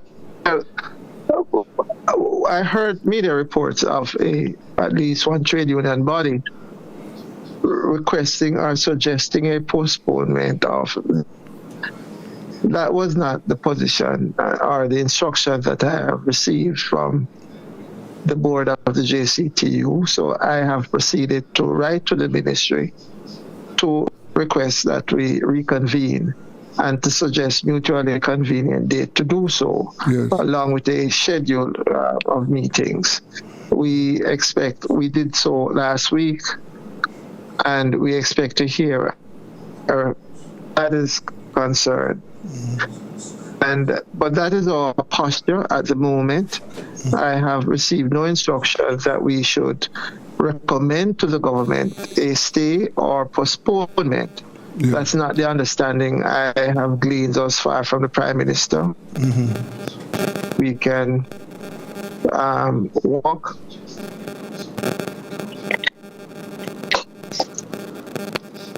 Yes. Are you there? Yes, I am. This is our position, as I understand, that we should meet And our, as far as I understand it, our members are impatient of a resumption of these discussions. Yes, okay, yes. Well, one of the things that I know, like all three of us, I think that this is the worst hurricane that we have experienced, because Gilbert, 1988 was widespread, but when you look at the destruction left behind by Melissa, it is greater than what Gilbert did. You know, so this is an experience for all of us in Jamaica right now. You know, one of the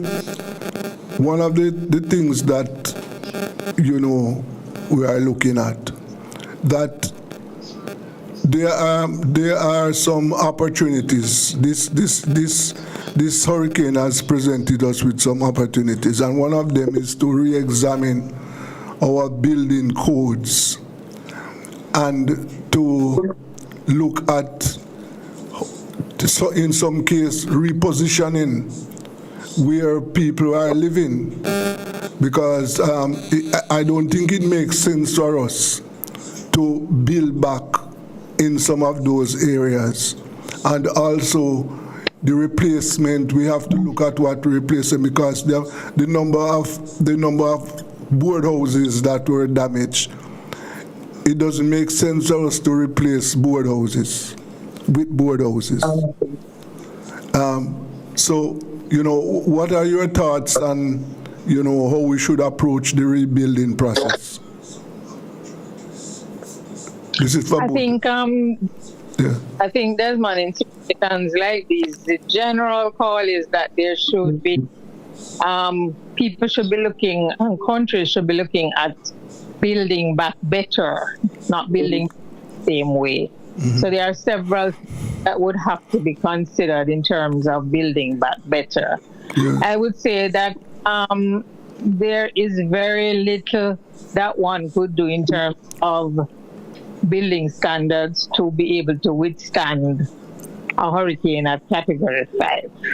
You see, so, you know, usually when people are establishing these standards, they look at a particular range, and once you get outside of that range, just like with earthquakes, if the earthquake comes at a particular intensity, there's hardly anything that a building code could have done to have changed the outcome. But yes, I think it does present us with an opportunity to relook our building codes, our standards, and try to ensure that they are able to withstand, you know, natural disasters of the highest magnitude possible.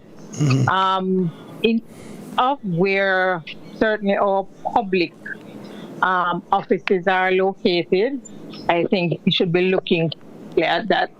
The way Jamaica's development has occurred over the years is that we have tended to look at establishing our facilities, I suppose, you know, from time immemorial, close to rivers, so that you have you know, you have water supply that is readily available, and a lot of our development has been also on the coast, and that is where the greatest damage has been.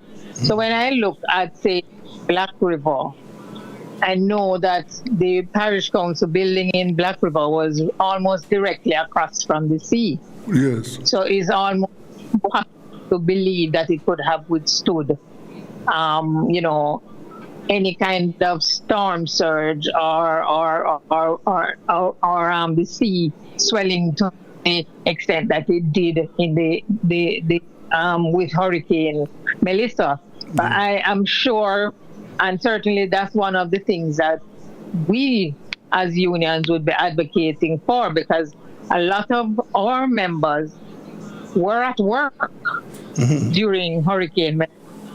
Yes. And a lot of the problems, you know, what we are seeing now, they had to endure in real time while Melissa was making its travail across Jamaica. And that says that we have to actually, be in a position to be able to move persons to safety probably more quickly and to evacuate. And not just the government, it has to be how we change people's minds with regard to instructions regarding evacuation. The community in which I live, they issued the evacuation orders. That's in St. Catherine because initially the hurricane was coming and they expected a storm surge. Very few people actually did evacuate their homes. That order. If the hurricane had come, this far more damage would have been done, I believe. But a lot of our citizens really don't pay attention to these orders. And, I think there has to be some kind of conversation with our citizens in respect of where they live. So, we have so many in Kingston who live on the edges of gullies, as I call it, gully banks. And, water rises, that's it. And had some years ago where persons were practically erecting their houses in the riverbed somewhere up in St. Anne. So when you see things like, you see a disaster waiting to happen, and a couple of things have to be done. The authorities, I think, have to be more vigilant in terms of, establishing no-build areas and ensuring that no one builds in those areas. Because at the end of the day, we are the ones who are left back to deal with it. And also now in terms of deal with our workers who have to be at work. We had firefighters who worked for days because they were on at the time when the hurricane struck, and nobody could come out to relieve them when time came for them to leave work. They were at work for days. Yes. And no one is blaming anybody for that, but I think those are things that we have to look out for.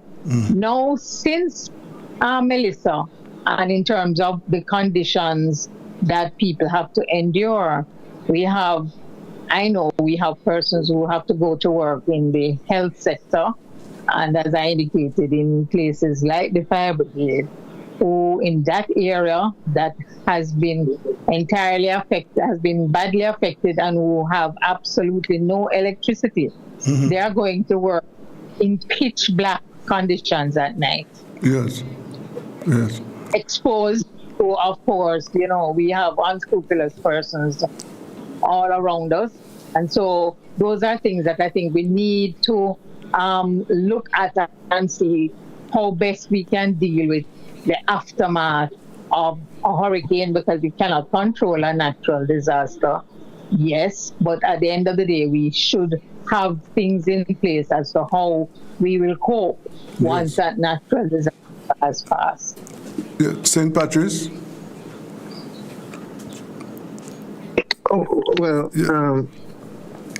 I think this is a very complex subject. The fact is that there is not enough houses being constructed in Jamaica to facilitate our population. We all are aware that there are deficit in housing stocks. Yes. Moreover, sufficient or adequate or well-structured housing.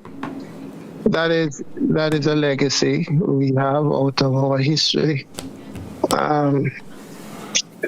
And it has not been righted or corrected thus far.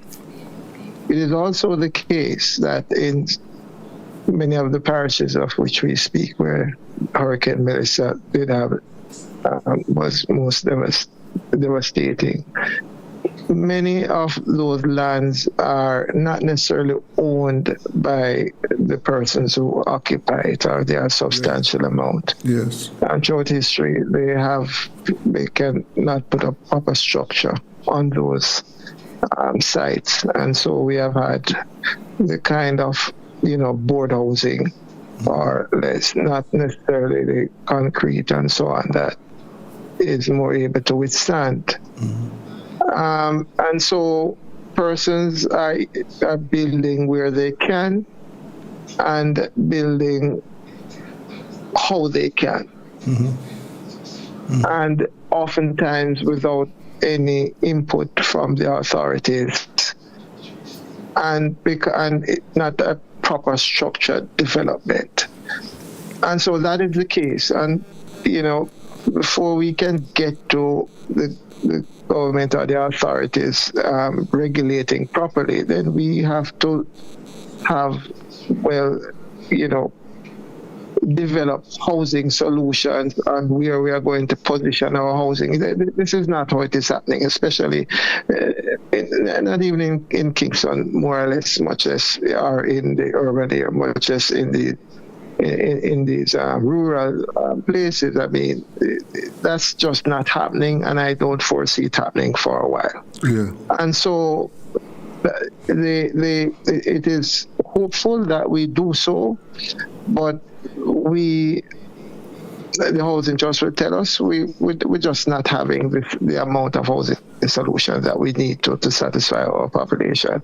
And where these houses are being constructed, people are constructing where and however they can. And how that is manifested is that we may build these structures that do not satisfy, any form of, or being able to withstand any form of natural disaster.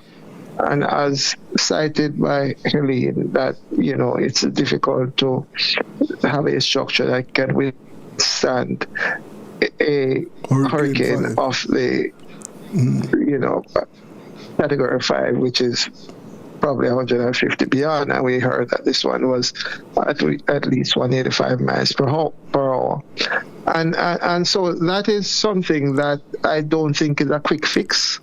No. I'm not sure how we are going to resolve that issue, because a person needs shelter, and if you don't have the resources, they're going to put up something, and on their land, and and we don't even have enough people going out to even monitor these things. And so that is not only a problem in those parts, but that's throughout the country.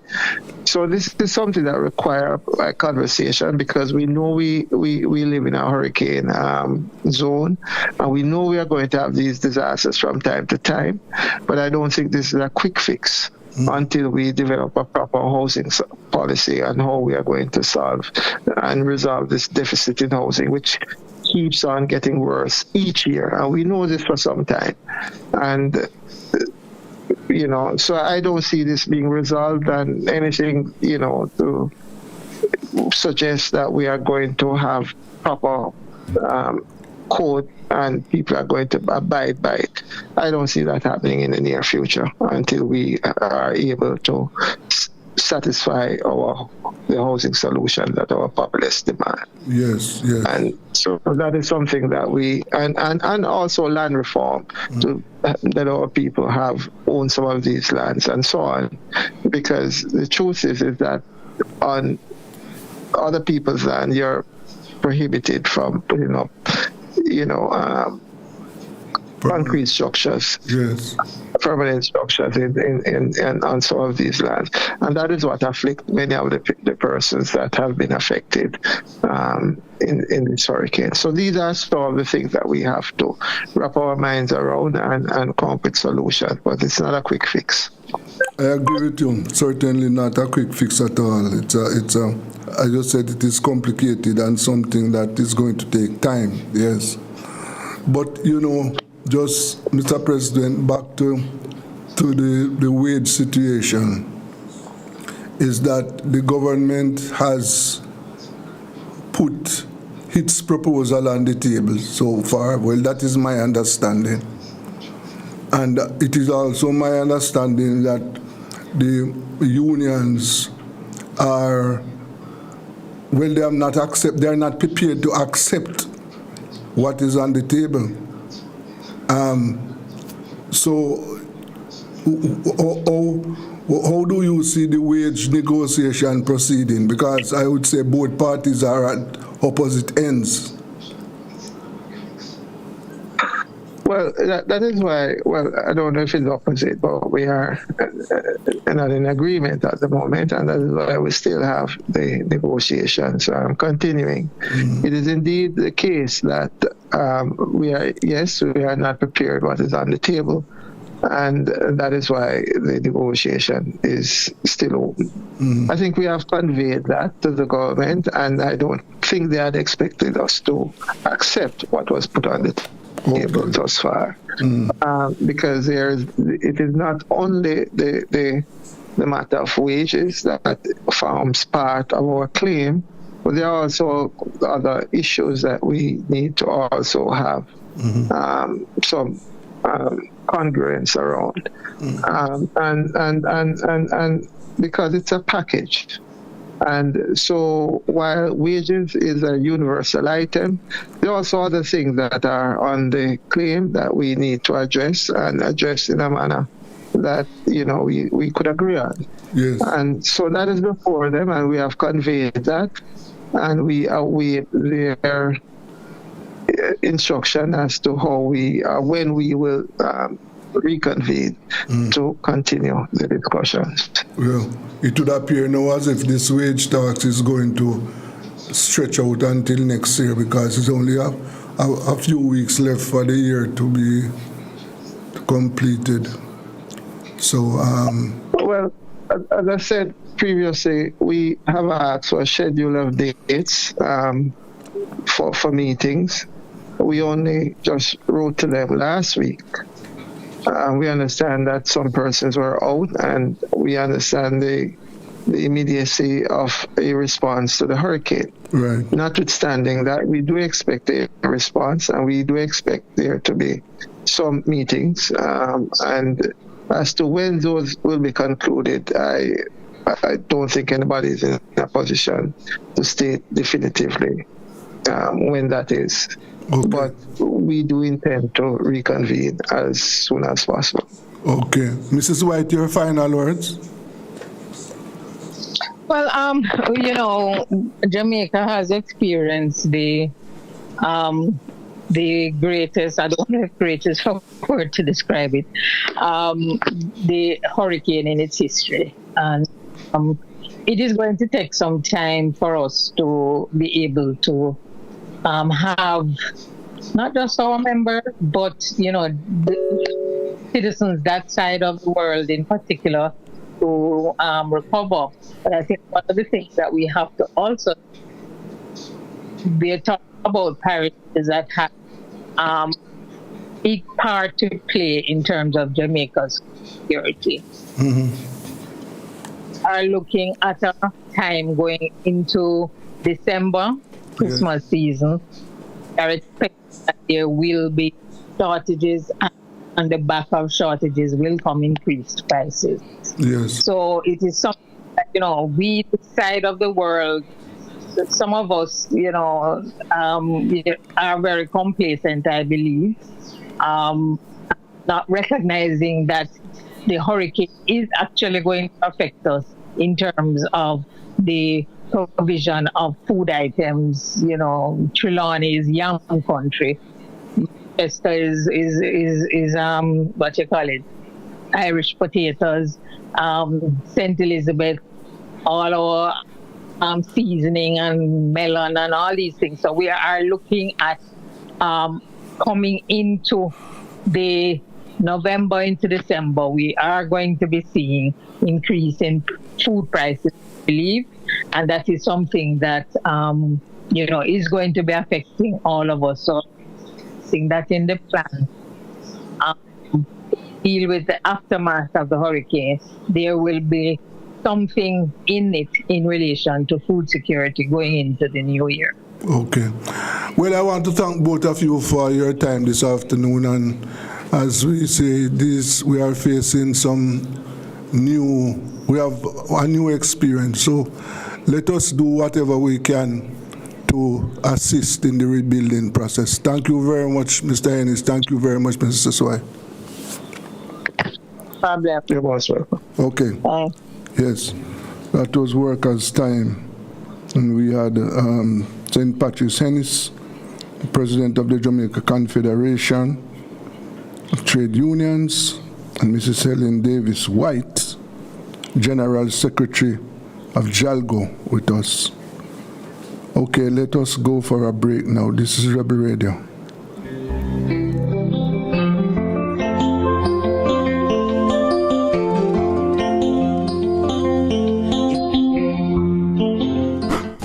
It's the Everybody Sale at New Budget Supplies. Do-it-yourself professionals and contractors. This is the sale for you. Lumber, steel, dress and form ply, water tanks, pumps, PVC pipes and fittings, toilets, bathtubs, vanities and basins, windows, paint, doors, floor and wall tiles, thin sets and grout. Up to 20% off selected items. 195 Hagleyburg Road. Telephone 923-4560. New Budget Supplies. Always the best prices.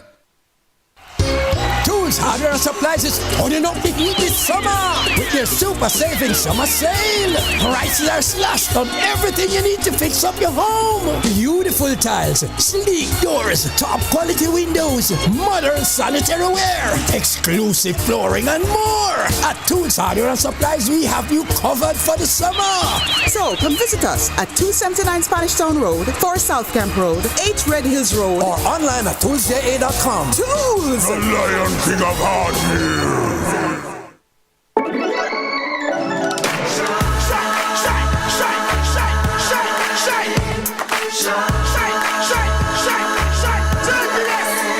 Oh, Jamaica rise, we're built with fire, passion and vibes, and through it all, there's a glow inside. Let's keep our shine alive. From the market to the factory floors, from the hillside green to golden shores. We're reaching heights, our energy that lights the sky. JPS, powering what matters.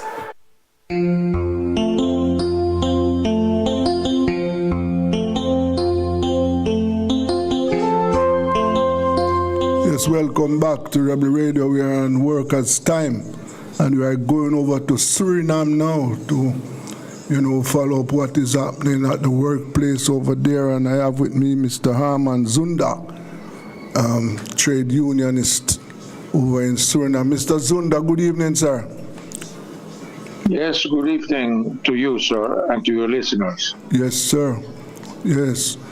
And what is happening in Suriname with the workers? What is the latest? The latest is that the inflation is one of the matters that influences the purchasing power of the workers, as well as in the private sector and in the public sector. And in the private sector, you've got annual negotiations with the employers, so that can be covered to a certain extent. But as we spoke about in different programs of you, is that in the public sector there is a significant problem with purchasing power of the workers.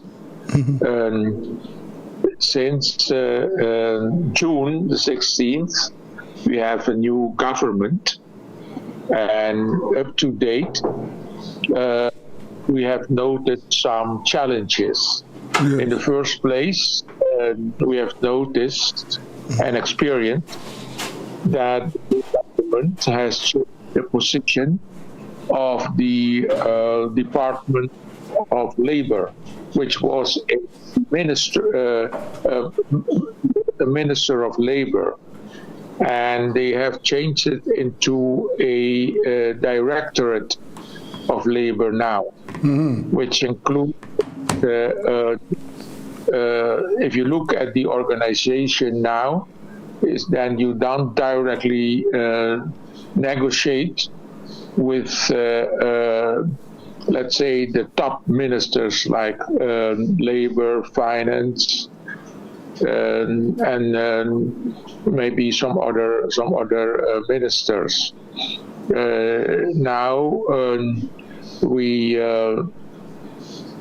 not that we negotiate, since we don't like the position with an under minister who is an under minister at the Ministry of Health. So that is one of the challenges that we face. The second challenge is that up to date, we only had one meeting with the president and her advisors, since we now have the First Lady President here in Suriname. You know that, as I mentioned, that at the 16th of July, we had a new government, and now we are around the 10th of November, and we had only one meeting with the while our members are actually persisting that as soon as possible that we talk about with the government regarding, let's say, compensation or loss of income because of inflation. And we had some demands, and the government knows those demands, but the government's position is that they are telling us that they have some budgetary problems. So we're sitting to start the negotiations, and in order to improve the position of the workers, especially in the public sector. That's the position now in Suriname. I see. So you say that since the election, the government has met with the union one time? Yes, exactly. And when have they indicated when are they going to meet to have to start wage talks? No. They have indicated that in the second week of November we would start talking about. You wouldn't say wage, let's say, negotiations, but that we will sit at the table again. And most of the time, the government tells that to you. They want to talk about other matters than, for example, the wage negotiations. So we're not too optimistic at this moment. I see. Yes, that's yeah. But at the same time, while the negotiations are, not going on at the moment, you are telling me that inflation is heating away. Inflation is on top of the workers. Yes, it's creeping actually, but it increases. Yes. And I think, we have also the depreciation of our currency. Yes. For example, in 2020, the parity to the US dollar, $1 was 7 SRD. And now it's $1 is 38 SRD. SRD is the local currency. Yes. So that is hindering the workers also because their wages are not in US dollars. Yes, sir. Right. So it is a situation where the workers at this moment are in a disadvantageous position. Now, tell me something. Just give me an idea. How much at the moment How much per week it would cost to maintain a family of mother and father and 2 children, a family of 4? Yes, I don't know it by heart. The figures are available. Yeah. But it's so that we have what we call the poverty border. Yes. And then in those statistics, those figures are mentioned, but I don't have it available now. Yes. But I think at the next I will have those figures available, then we can specifically talk about that. Yes, yes. But general, you could say that it doesn't. The figure doesn't fit the wages of the workers. Yes. Yes. And what is the rate of employment? Is unemployment high in Suriname? The rate? No, it's not high because you have got employment opportunities that exist, but some of the workers are not interested in that. You see, so that unemployment is structural. And for example, in the agricultural sector, and what we also have these days in Suriname is migration from workers, especially from Cuba. You see them all over the place in Suriname. And the reason is that also in the hospitality branch, you see a lot of Cubans. Yes. And we conclude that our workers don't want to work for the payments that are being offered in those sectors. You see, we saw it probably from workers from Haiti. Yes. And so what we also noticed that these workers, that they fly into Suriname and then work for a while, and a lot of them then are interested in leaving to, for example, Brazil, but also to the United States, you know. So they are migrants, but with a stop only in Suriname. But there are a lot of employment opportunities, but it seems that Surinamese, our local workers, are not always interested in doing some of the jobs. Yes. Yes. Yes. I see. And the other thing, in Jamaica and some other Caribbean countries, one of the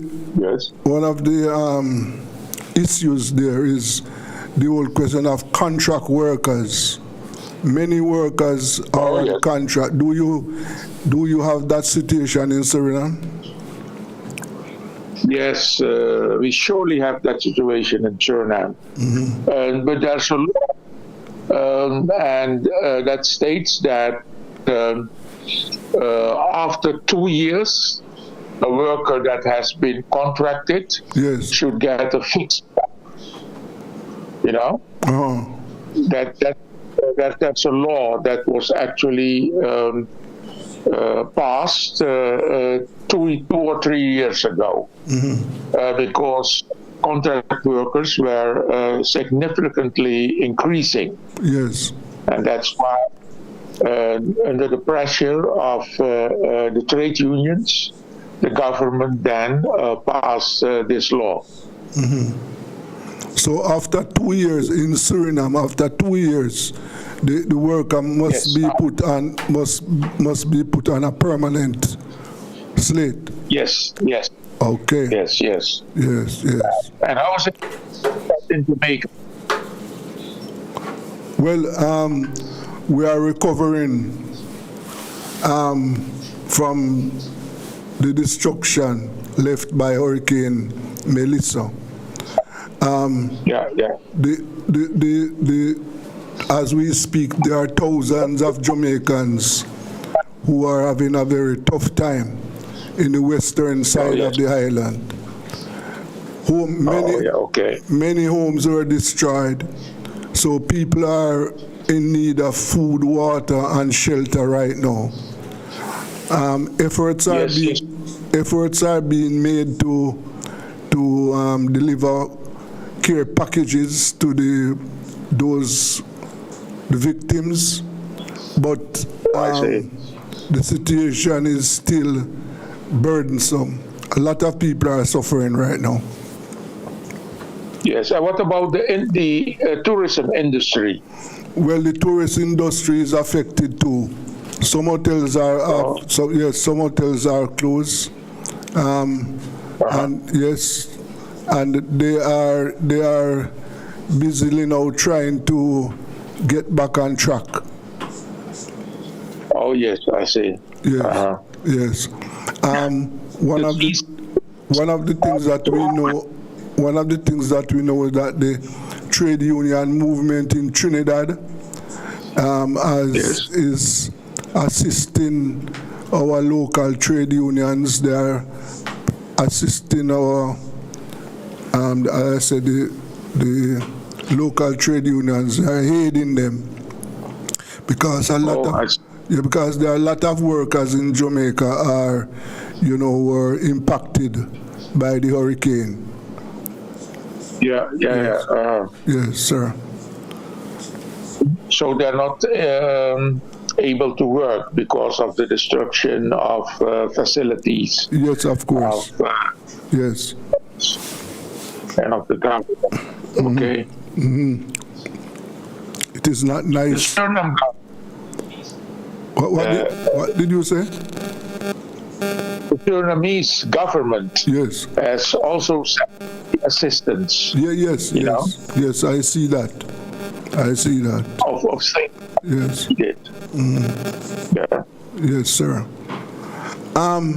Okay. Yes, but apart from the wage issue, what are some of the other issues you would say that are affecting workers in Suriname at this time? Yes, a part of the wage issue. You have, let's say, a discussion in Suriname regarding local content in the oil and gas industries, because Total Energy, a French company, and APE, a American company, they have drilled, and that has been successful. And from 2028, they will start, let's say, producing and exporting their first oil. Okay. So the Suriname government and also the private sector, and also, of course, the unions, are preparing for this new situation. Yes. And in the oil industry, things are going very fast. So more and more, we are recognizing the fact that we are not yet ready yet. Especially the whole matter of local content that is heavily being discussed, and also training of employees that will be necessary in the oil industry, but also especially the multiplying industries related to oil. There, most of the employment opportunities will be created. But people have to be prepared, because otherwise you will have what is known as the Dutch disease, which implies that only some people will benefit from the oil revenues, and that most of the people will stay poor or will be poorer. So that's challenging the government, but also the trade unions. Okay, I see. Yes, sir. Well, let us hope that, things will work out. Also, this happened in Guyana too, that especially state prices and food price raised tremendously, while the wages of the workers didn't reach, let's say, growth at the same growth or the same growth rate as inflation and prices of land, etc. Okay. Yes. I see. Yes. What is happening in the gold sector, the gold industry? Well, the gold industry at now 65 to 70% of the export of Suriname is gold. Okay. Yes. Yes, but we hardly benefit from it. Why? Why do you say that? For two reasons. In the first place, we have an example of Newmont. It's an American company. While the gold price is having its highest historic highest rates, they want to let's say send more than 200 workers from the thousands that they have. They want to send them home. Okay. Yes. That is one thing. The other thing is that the other big company is a Chinese company, and every Surinamese worker that leaves the company is being replaced by a Chinese worker. Okay. So yes, and a lot of the you could say pork knockers, which are the small miners, they are in part of the informal sector. So they are not registered at the fiscal office, and they don't pay taxes. You see? I see. Those minor things of the gold in the industry. I see. So you're saying that the industry, the employment in the industry is not for Suriname is not consistent. No, it's not consistent at all. Yes. Because the companies, they're multinationals, so they decide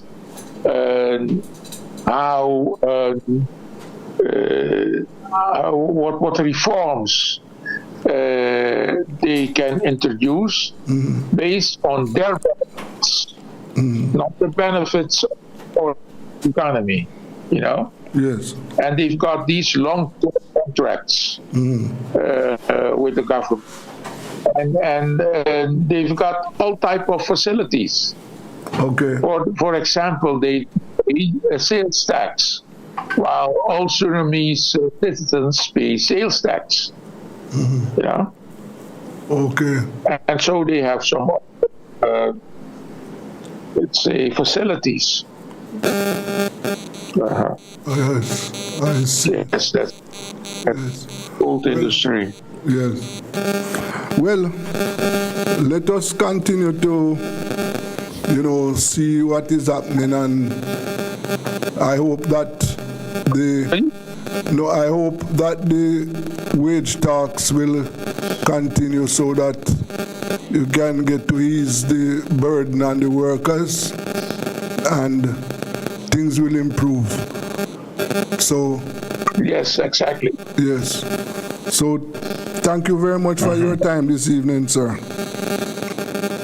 Yes, you're welcome, sir. It was a pleasure to talking to you. Yes, sir. All right. Okay. All right. Yes, that is Mr. Harman Zunda there.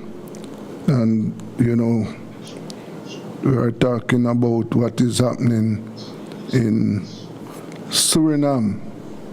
Yes, it is, you know, Mr. Zunda is the president of the Association of Trade Unions in Suriname. And as you heard him there, that, you know, the cost of living, yes, very high. And they are still working on a date to continue wage talks on behalf of the workers. And, you know, it is in the Caribbean region, it is, as I have often said, very challenging for the working class throughout the Caribbean. Very challenging.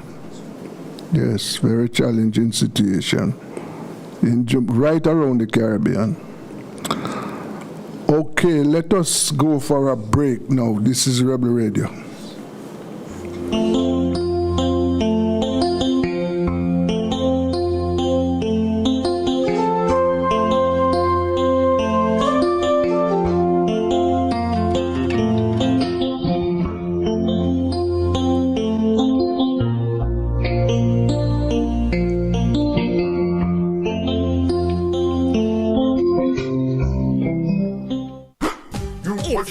Everybody sale at New Budget Supplies. Do-it-yourself professionals and contractors. This is the sale for you. Lumber, steel, dress and form ply, water tanks, pumps, PVC pipes and fittings, toilets, bathtubs, vanities and basins, windows, paint, doors, floor and wall tiles, thin sets and grout. Up to 20% off selected items. 195 Hagleyburg Road. Telephone 923-4560. New Budget Supplies. Always the best prices.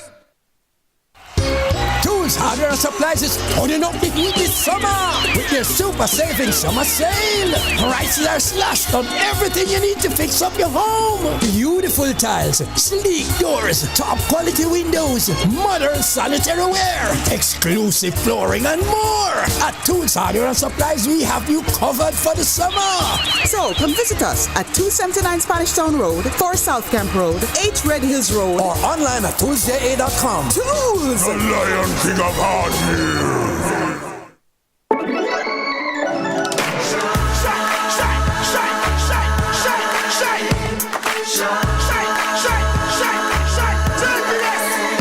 Oh, Jamaica rise, we're built with fire, passion and vibes, and through it all, there's a glow inside. Let's keep our shine alive. From the market to the factory floors, from the hillside green to golden shores. We're reaching heights, our energy that lights the sky. JPS, powering what matters.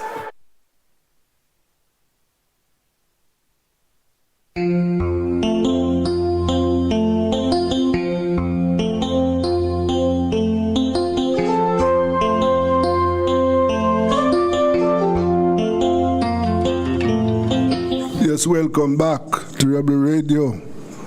Yes, and as you know, we at Rebel Radio, we keep in touch with what is happening to our brothers and sisters around the Caribbean, because remember, we are one people. So we're going to skip over to Guyana now to find out what is the latest. And I have with me senior journalist Adam Harris. Adam, good afternoon to you. And good afternoon to you too, my brother. Yes, sir. Yes. Yes. What is the latest in Guyana, the gold country? Well, we have a couple of things happening. Yes. One of them has to do with the Mohammeds. Now, the young Azraddin Mohammed toppled the age-old People's National Congress in the National Assembly. Right. he was able to secure more votes. He won in the stronghold of the PNC and all of that. So when Parliament convened on the 3rd, which was last week, Monday, we expected him to be sworn in as opposition leader. Right. No, that did not happen because they say the speaker is the person who must call the meeting of opposition members of Parliament to elect the leader. He did not do that. Now, Mohammed is the subject. Sorry. Yeah. Yes. I was saying Mohammed. Yes, go ahead. Go ahead. Yeah, Mohammed is the subject of an extradition request by the United States. Oh, they are accusing him of. They have actually made the request? Yes, they made the request. I saw a letter put up by our Attorney General saying the request came from the U.S. Yes. Now, the people who are prosecuting the case are Jamaicans. Oh. Yes, the U.S. hired, what was it? 4 Jamaican attorneys. 4 Jamaican attorneys, yes. Yeah, who are they? One of them. Who are these? You have their names? I have the name of the lead attorney. Hold on. Yes. Let me get it for you. He is Terrence Williams. Terrence Williams. That I wonder. Yes. That sound like the former head of Indicom. Okay. Yes. Same fella. So he is leading the United States prosecution team. Yes. And well, they were calling for. He submitted some documents, which he said is standard procedure, and he's also supposed to make more disclosures because the U.S.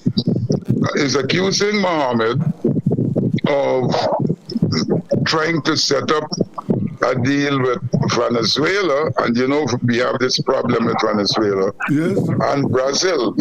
The U.S. is arguing that he is using these countries to escape from Guyana to go and operate.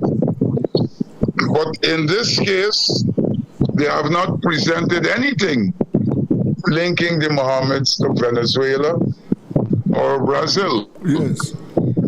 They are also well, they are making the money laundering claim and all of that. The defense is saying, well, somebody will have to come and testify to that evidence. Yes. So we expect somebody from the United States, because if you present evidence, you have to be cross-examined on it. Of course. So we expect somebody from the United States to come. Whether they come is another story. I don't know.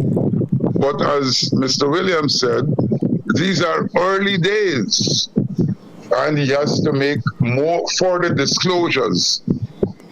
Okay. The Mohammeds, when they were arrested on the 31st of October, that was over the weekend before Parliament convened. Yes. The government and the police moved to arrest him with the hope that he would have been remanded to prison and therefore could not go to Parliament. Yes. The magistrate granted him bail. He and his father, they are charged jointly. And when they got bail, the government was very angry. Now, bail is not supposed to be punitive. Bail is to ensure that you go to court. Yes. But they were angry and there was a lot of talk and all manner of things. So the man was able to go to Parliament on Monday and be sworn in. Yes. But now the delay in swearing him in as opposition leader, that's the point. Okay. We are asking, and they're saying, well, look, the Speaker has the prerogative to call, but the Speaker is in the pocket of the government. So whether he calls or not in a hurry, we don't know. The Constitution says that there must be an opposition leader. Yes. So he can't hold out indefinitely. No. And this matter, the extradition matter will go. Yeah, go on. And he was elected as opposition leader? No, well, not yet. He was elected. He has the largest opposition group in the parliament. Yes. So, obviously, he would become the opposition leader. Yes. So, but they don't want that. Because that would also have, It would appear as if the government want him to be extradited. Yes. But they have to produce a case. And extradition matters aren't concluded overnight. No. Because they take, Mohammed has the right to appeal. And when the appeal, if it fails in our court, he can go to the higher court of appeal. And if it fails there, he can go to the CCJ. Yes. So right away you can see that we are waiting for a long time. Yes. Even if the CCJ expedites the matter. Yes, it is going to take So that's where it is. Yes. So the political situation in Guyana now is that it is, how would you describe it? Look, for a long time we have been saying that the government wants to be an autocracy. It does not want any challenge, and it is doing as it pleases. Now, the fact that it has dropped a whole lot of stuff to go against Mohammed is interesting. Now, the Guyana Revenue Authority, which is the body who claimed that he defrauded how much money through gold smuggling and all of that, they dropped the case in court. They went to court and they discontinued the trial. When we asked why yes, they did. So when we asked, why did you do that? Didn't you have evidence? They said, we are trying to expedite the extradition. Because if you have a matter in a local court, then the extradition will have to wait until that matter is determined. So they dropped that matter. At the same time, we had a bombing. Now, some Venezuelans came into the country and they detonated a bomb by an electrical installation, strange enough, not far from where I live. And the same night, they detonated one at a police outpost. So this one they detonated at the gas station, and a child died. Cars were destroyed and all of that. Now we would expect that would be the big story. Yes, people were arrested, and the argument was that the man came into the country the same day. I can't see a man coming into the country the same day. They claim that he said he brought the bomb. So he brought this bomb with him and was able to move about to detonate it. And rather than escape, they caught him and some other people, including some Guyanese.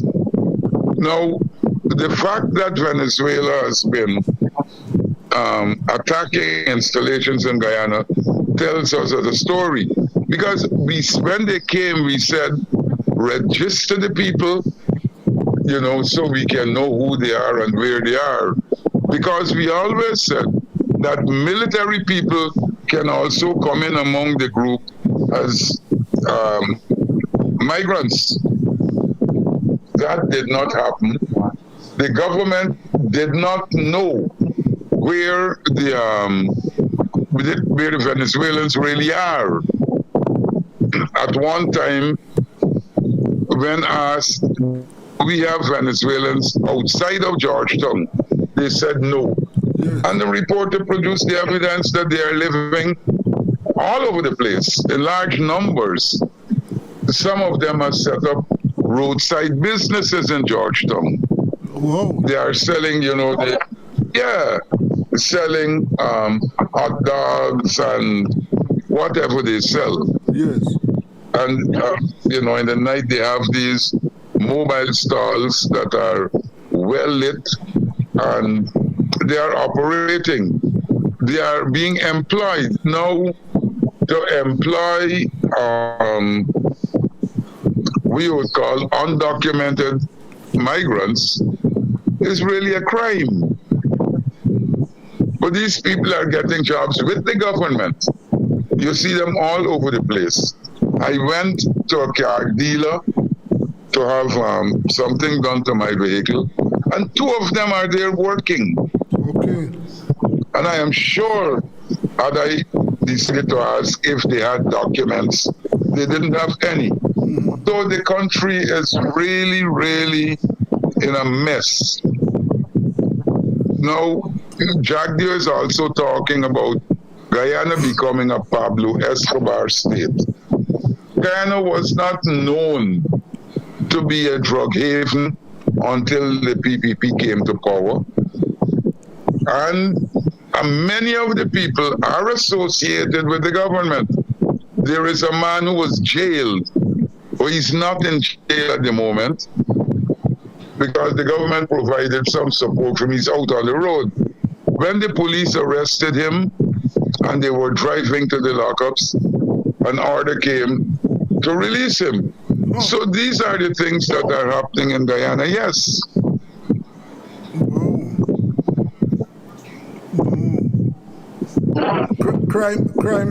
Crime is increasing. Well, we have what we have a lot of now are some murders. We have murders. Some are, you can call them domestic, where the man kills a woman. We had 2 cases of women killing men. We have, the police call it disorderly murder, where people would sit down and they are drinking alcohol, and some argument breaks out and a man gets killed. We have, those are very, very common now.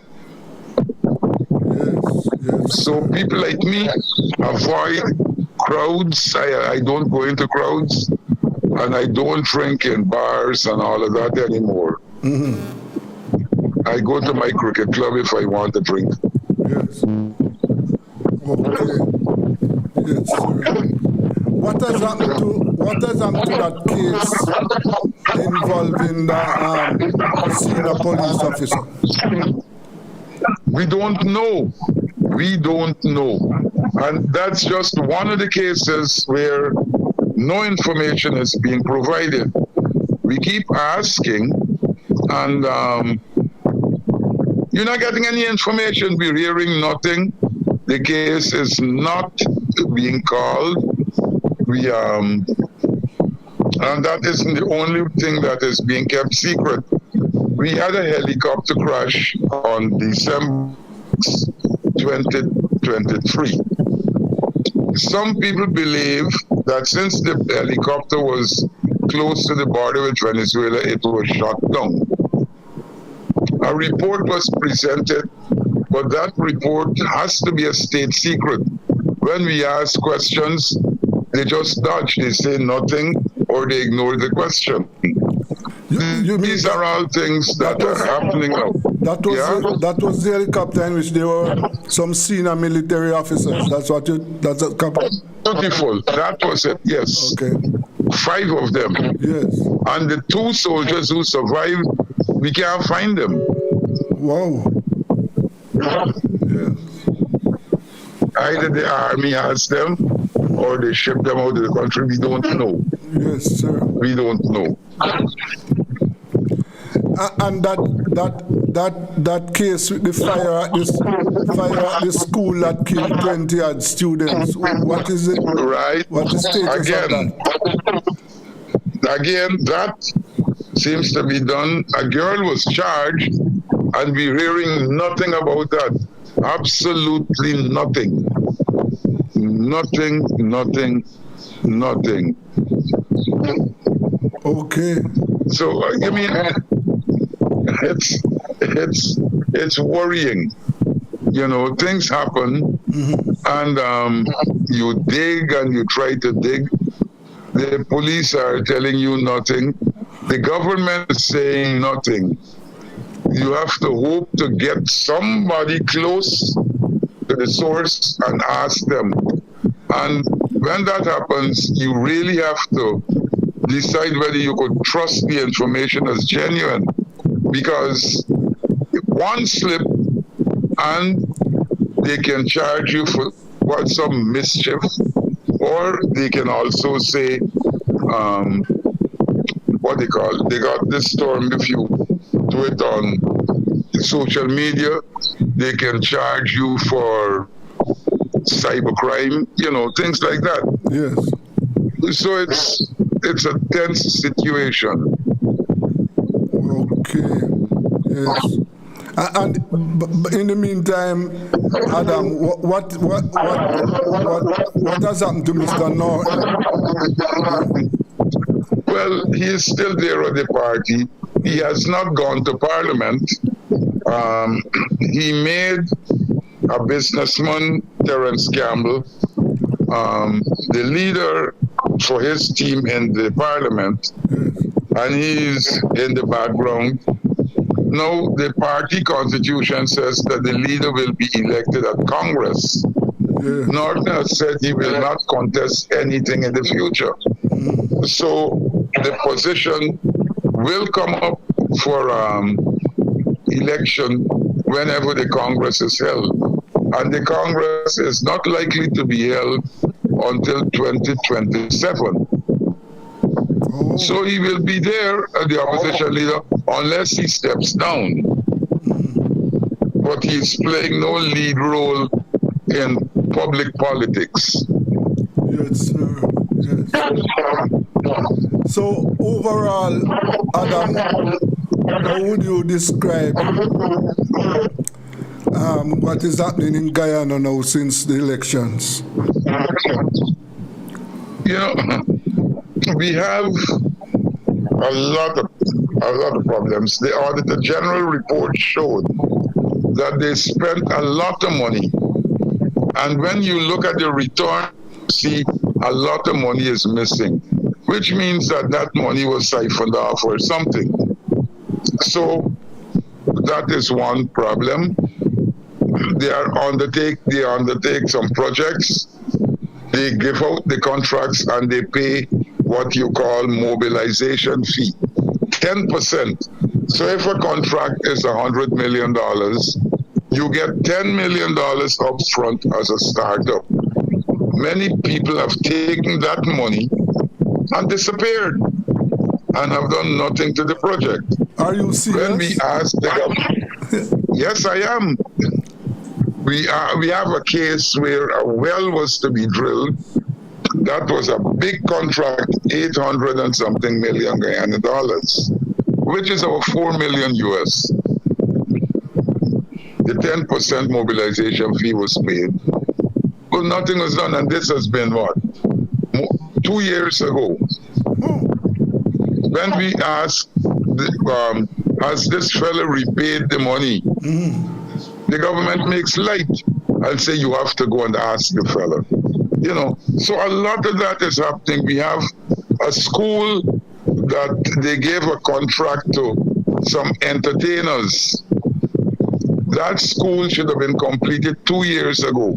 It's not completed, and we hear nothing about the work. So these entertainers are contractors? I mean, hear that. Those entertainers who got that contract for the school, are they contractors? Yeah, the entertainers. Yeah, they were entertainers. No, they know nothing about contract. They claim that they had business sense So they would hire people to do the job and all of that.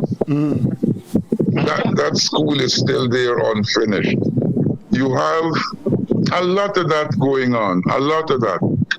And in one case, they gave a foreign contractor how much money? A lot of money they spent. And for more than a year, no work was done. They just started working on the foundation in July or August, but nothing more is being done. You know, so it's not squandermania, it's naked corruption. Yes. Yes, sir. Right. But in the meantime, the government continue to do. There are still lots of projects, public sector projects. Yes. Yes. There are some major road projects going on. The Chinese have been given that contract. So the Chinese are getting many contracts. Yes. Now, with all the projects going on, one would expect that employment would have been common. But there is high unemployment.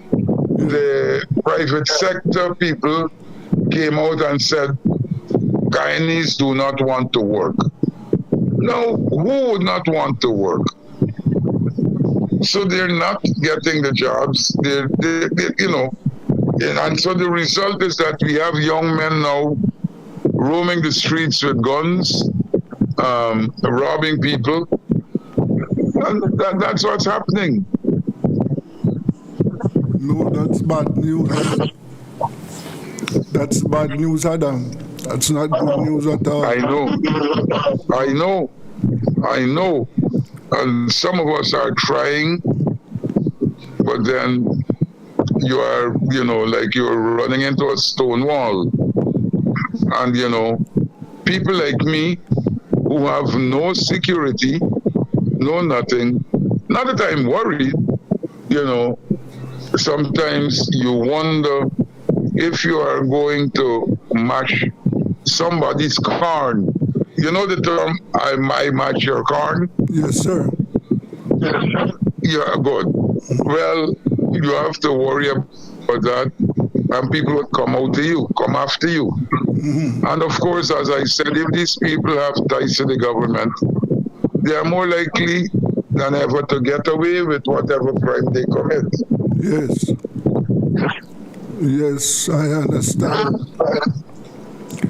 I understand what you are saying. But the situation, these reports they're not good for Guyana at all. It is not. It has never been good. It has never, ever been good. Yes. But, you know, you can try, and we can try to make the thing public. So we go out there and we, you know, we put out the news, but then, you know, and the government is aware, something happens, and after a week, it becomes a memory, you know. So we have a lot of that too, a lot of that. So sometimes the government just sits and waits out the initial confusion, like the bombing, yes, like the little girl who died in the swimming pool. All those things have now disappeared from the public view. Yes. Yeah, that matter has been closed. Have they made any new discoveries? Are talking about that girl who died mysteriously in that hotel swimming pool? Yeah, no one has been charged. We are hearing nothing. The owner of the hotel is out wherever he is. Nothing. That to me now is a dead issue. And of course, for the election, they had a lot of money being paid. Now, the government spent money there. And when you look at what happened during the elections. The girl's grandmother voted for the government, and the girl's father voted for Mohammed, because they collected a lot of money there. So we said that, yes, election bribery played a big role, a very big role. Yes. So a lot of these things happen, and you hear nothing more about them. And you can ask, a lot of us go out and we ask questions, and when we try to force answers, they'll say, oh, sorry, we can't say anymore. Next question, things like that. Yes. And Adam, that member of parliament who was accused of sexually assaulted the minor, was he re-elected? I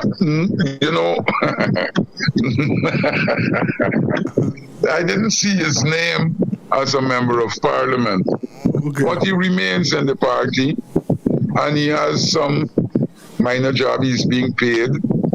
I don't think he's paid less than he earned when he was a minister. So he's there. Okay. Boy, Adam, it is certainly what you are telling us, certainly, out of place for Guyana at this time. We don't expect those things to be happening in Guyana at this time at all. Guyana is... Yes. The unfortunate thing is that the opposition is not combined. No. Because Mohammed had said he was not prepared to work with the PNC. Yes. So you have a fragmented opposition. Yes, sir. And at the moment, there is uncertainty about the opposition leader, because that's correct. He's facing an extradition from the United States. That is correct. As you know, we have to keep on, following up what is happening to our neighbors. So let us say to be continued, Adam. Thank you very much for your time this evening. Okay, my brother, and thank you for having me. Okay, sir. Yes, that was Guyanese journalist there, Adam Harris, keeping us abreast of what is happening in Guyana. Some interesting information there. Here, the opposition leader is facing an extradition from the United States. This is certainly interesting. Let us take a break. This is Rebel Radio.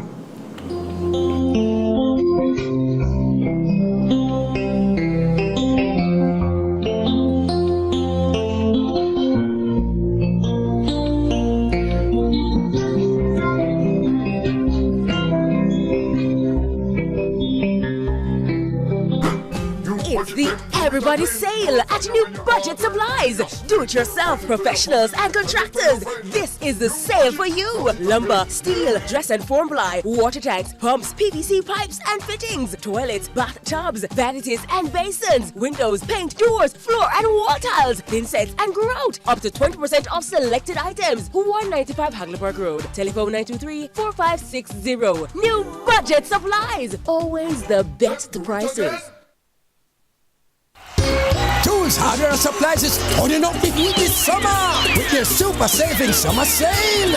Prices are slashed on everything you need to fix up your home. Beautiful tiles, sleek doors, top quality windows, modern sanitary ware, exclusive flooring, and more. At Tools, hardware, and supplies, we have you covered for the summer. So come visit us at 279 Spanish Town Road, 4 South Camp Road, 8 Red Hills Road, or online at toolsja.com. Tools! The Lion King of Hardware.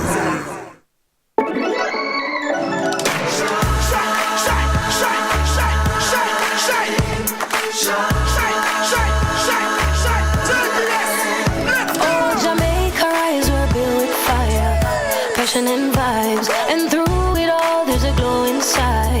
Let's keep our shine alive. From the market to the factory floors, from the hillside green to golden shores. We're reaching heights, our energy that lights the sky. JPS, powering what matters. Father God, Lord, your love has made me strong, and for that, I'm all yours. Lord of mercy,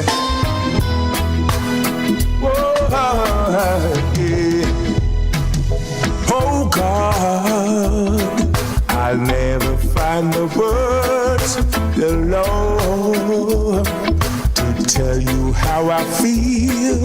You God, mere words could not explain. Yeah, gracious Lord, you held my life within your hand, created everything I had, taught me how to live again. Only you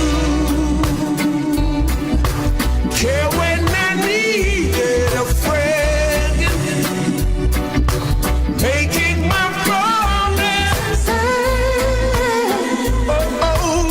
this song is for you, filled with gratitude and love. Oh Lord, I thank you. You make me feel brand new. For blessing me, I adore you. Almighty God, I love you. I sing this song for you. Father God, I adore you. Yeah. My Lord, whenever I was insecure,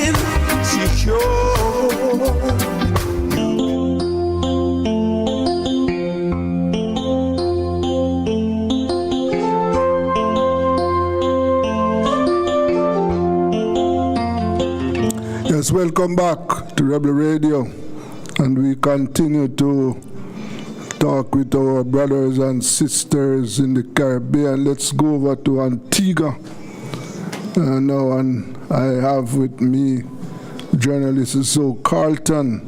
Hello, Zoe, how are you?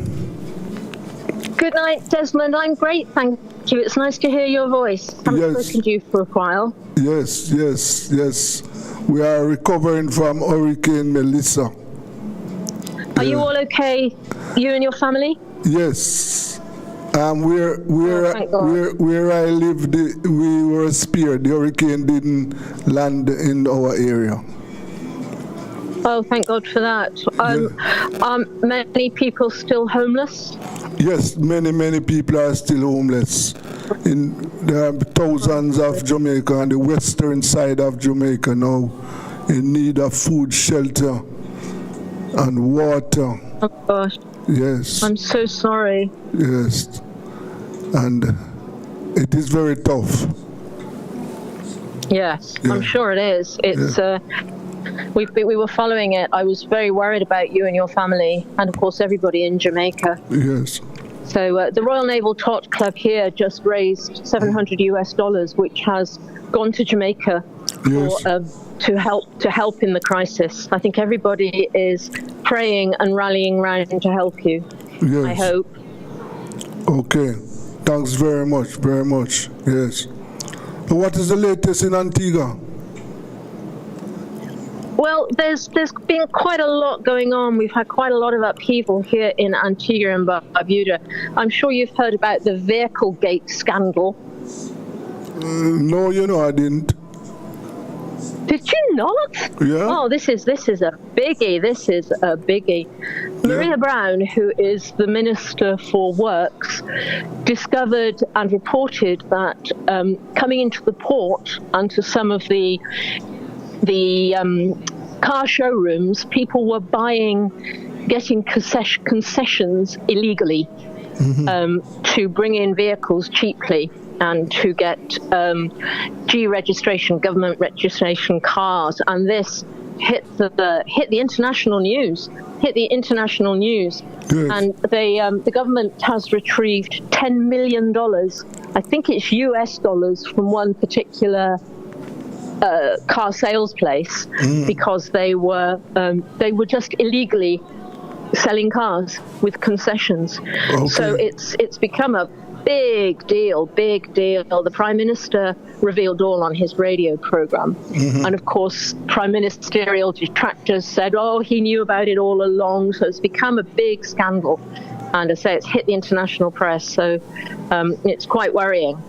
But everybody is rallying around, but they're not prosecuting people. I think this was one of the questions, but what they're focusing on is getting restitution of large sums of money from the people responsible. And ministers have been moved around, and the gentleman from the port, whose name just eludes me, has resigned. Yes. So I don't think this is over yet, but it is. It's really shocking piece of scandal and corruption. Wow, I see. So I'm surprised you didn't see that one. Have they discovered how long this has been going on? Well, the Prime Minister, Maria Brown, who, as I said, the Minister for Works, they did some investigation and discovered it had been going on for quite a while. Yes. Okay. So, so that people were buying vehicles without the proper authorization from the cabinet. And they were made through the Ministry of Work. So Maria Brown found this out and released the information, and then Gaston Brown on his radio show released the information as well. And they're doing an investigation. I don't think they're going to prosecute people. I think they're saying that their focus is to get the money back. Okay. I'm concerned about the image this portrays to the rest of the world. You know what people's perception is around the world. They like to talk about small islands. So that concerns me, but I think the cabinet and the government is on top of it. So hopefully there won't be any global repercussions on this. Okay. Yes. I also saw where the Prime Minister indicated that he is not accepting any invitation from the U.S. to lend his country or to allow U.S. military hardware into Antigua. He has turned down that request. Too right he has. Good on him. Good on him. The U.S., I believe, this is world according to Zoe, is that they are a big bully, and they think that they can ride roughshod over small islands because they are so big. So I give the Gaston Brown a shout out for that one. It makes me think, who do they really think they are, trying to basically invade Antigua? They want to invade Venezuela. So I think I was reading about the US today, so they put a big aircraft carrier they've sent to the Caribbean allegedly for drug interdiction. Yes. Which I think is extremely worrying. So I think that's a big worry. On the other hand, we did have the Minister of State, Mario Rubio, from the US here last week to talk about more a closer relationship on trade with Antigua and Barbuda. I think my question to the cabinet on that one was, how did they make any demands, unreasonable demands? And I was told no, they didn't. But that's what they often do. They say, we'll do this, but if you don't do that, we will, sort of veiled threats. So, but that is a good thing, and there was none of those. So, increased relationship with the US on trade is a very good thing, I think. So we'll see where that goes. Okay. Yes, I see. So what are some of the other things happening in that lovely this island? Is one, I will give you one that is amusing me. This I think people are getting worked up, and I feel like saying to them, just get a life. Particularly around in Nelson's Dockyard, the national park, they're trying to install noise abatement, because we have a couple of clubs and bars that play very loud music till 3 o'clock in the morning, and we hear it, and we're quite a long way away. So everybody's getting worked up about it, and I have to say, I feel like saying, just get a life. Turn the music down a bit. So I've disappointed everybody who's come to me and said, Zoe, do you want to write an article about this? I've said, no, just get a life. What does it take to turn the music down so that you don't deafen everybody? But people are getting so worked up about it. Yes. And it's like, God, blimey, with all the things that are going on, this is what you're worried about? I see. I mean, it says here, this is what gets me. Persons within the park must not cause noise to be an annoyance to others in the park. Yes. Too right. Yes. What's wrong with that? Yeah. All music must stop by 1 a.m. Okay. Get a life. Yeah. And people are going, oh, the tourists won't like it. As I said, I just feel like saying, oh, for goodness sake, get a life. Life's much too short to worry about turning off your music at 1 o'clock. Okay. But people seem to think that they can, you're quietly on the beach, and occasionally I do get to sit on the beach, and suddenly somebody starts up a boombox and deafens everybody. I mean, that's just thoughtless. So I'm all for this, and I've disappointed every single militant person who's come to ask me to write about it. I see. Yes. Yeah, so this one, it makes me laugh because it is such a minor thing to get worked up about. Yes, of course, yes. So Antiguans are happy and things are quiet in Antigua? Well, it's never quiet in Antigua. Yeah. Never quiet in Antigua, but we've got through, we recently had independence, of course, and that was a long 10-day party. Lots of celebration there, which is always, independence is always a wonderful thing. 44 years of independence. Yes, okay. So that's, and we also had the cabinet declared that crime is down. But I think a lot of, and that is very, very good news, but a lot of people are concerned that the crime is a lot of young people who seem to be untouchable. Yes. And this is really worrying. We have a young man who,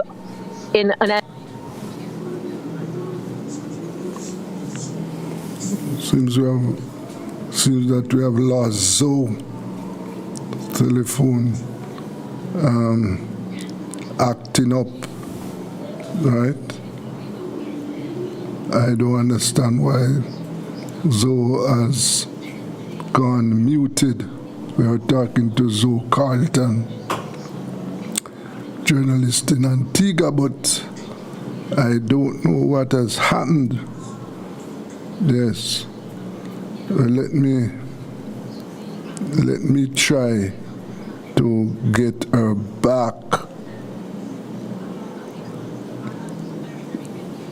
Yes, as I said, I don't know what has gone wrong, but let me try and get her back on the line. Yes, the situation is, I don't know, let me try and get her back to see if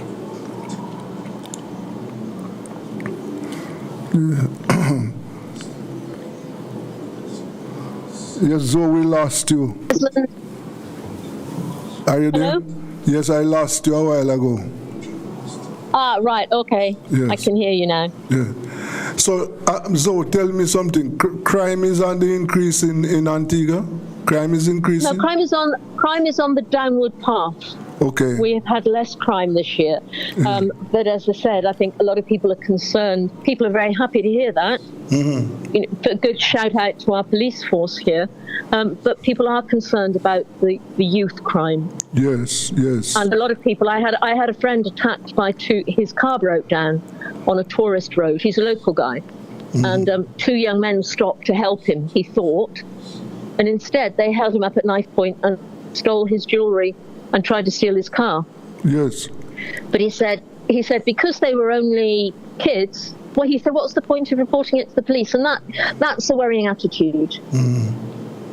Maurice Merchant at the press briefing last week said that they're going to have a campaign to try and get people to be aware and encourage people to report these things to the police. Yes. But crime otherwise is on the downhill, yes, on the downward slope, which is very good, always good. No, that is very good news. But as you said a while ago, the young men, that is an issue for us in the Caribbean. Our young men in the Caribbean are involved in criminal activities. They are the one who are leading it. Yes. I don't know what we can do to help our young men, to get them out of this cycle.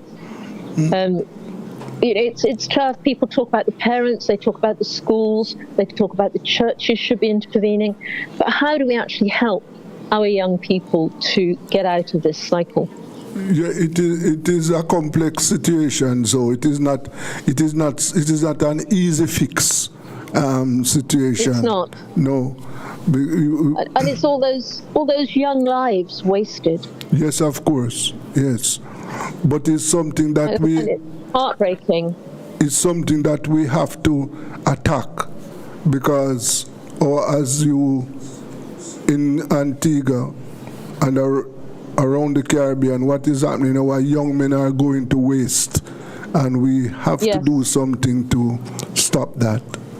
It is. I don't know what we can do. We're getting more and more young people into sailing, which is a really good thing because there's a whole industry around our sailing world, which we have. Young people can learn to be engineers, mechanics, work on the boats, and there are a lot of businesses that young people who started sailing when they were kids have set up in the sailing, the yachting world.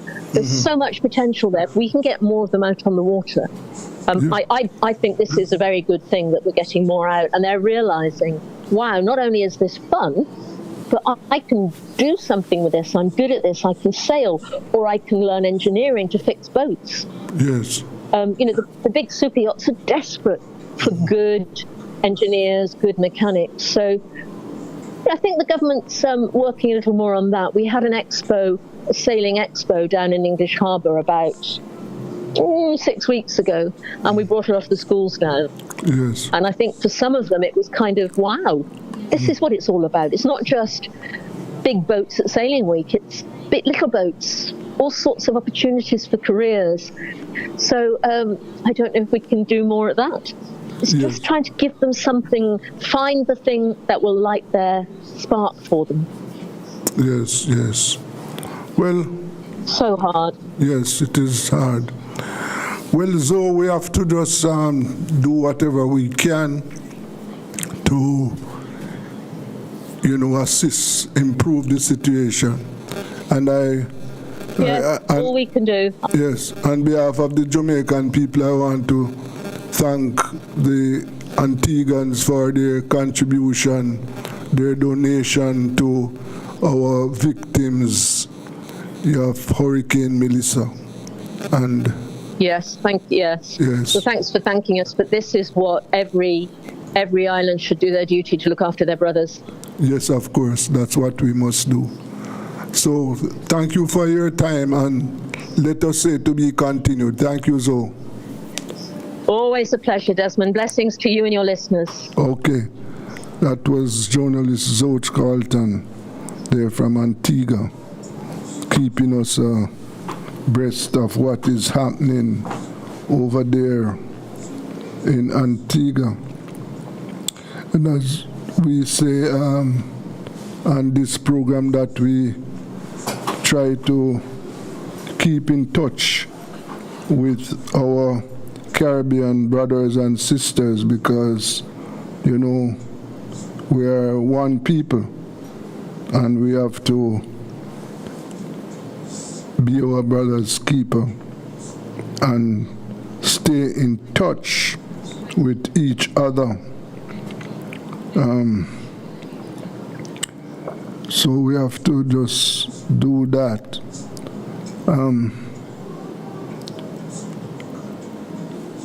One of the things that we are planning here at Rebel Radio, we are planning to take our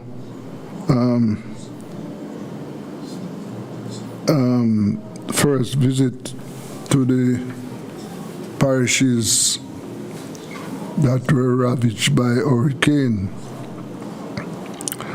I am looking at a report here that says arrangement put in place to apply for free access to toll roads for hurricane relief missions. Yes, so the Ministry of Transport is reporting that an arrangement has been put in place to allow persons and entities doing relief missions to apply for permission to access toll roads for free.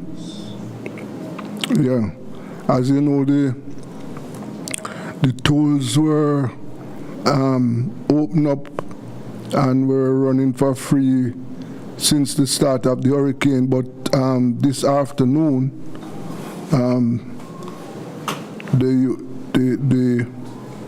you had to start, the users of the toll start paying the toll fees. Well, what the government is saying now is that they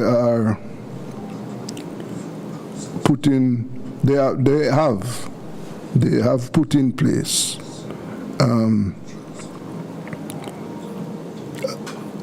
a plan so that if you are going on taking relief materials to one of these down the country there, that you will be able to travel on the toll free. Yes. And circuit court sittings resume in some parishes. More to come on stream. Yes, so St. James Trelawney, the Supreme Court has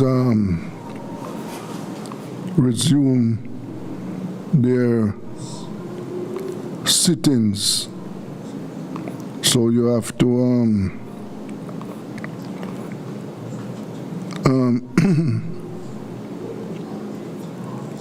and here's another tragedy that they are saying that a small plane carrying hurricane relief mission supplies to Jamaica crashed in Florida.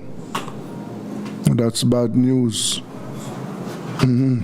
Small plane bound for Jamaica and hurricane relief mission crashed into a pond in a residential area of the Fort Lauderdale suburb of Coral Springs on Monday morning.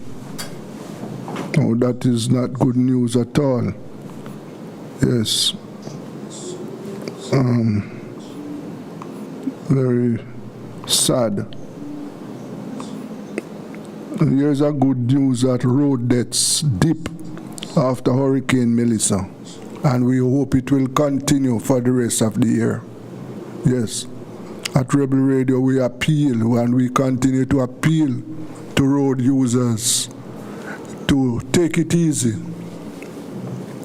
And we are glad that there has been a lull in road deaths in Jamaica since the country was battered by Hurricane Melissa.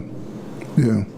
The latest police statistics have revealed no road deaths were recorded over a 4-day stretch starting on October 28 when the hurricane hit Jamaica. Now that is very good news. Yes.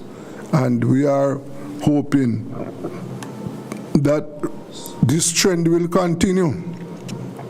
for the rest of the year. Yes. Before the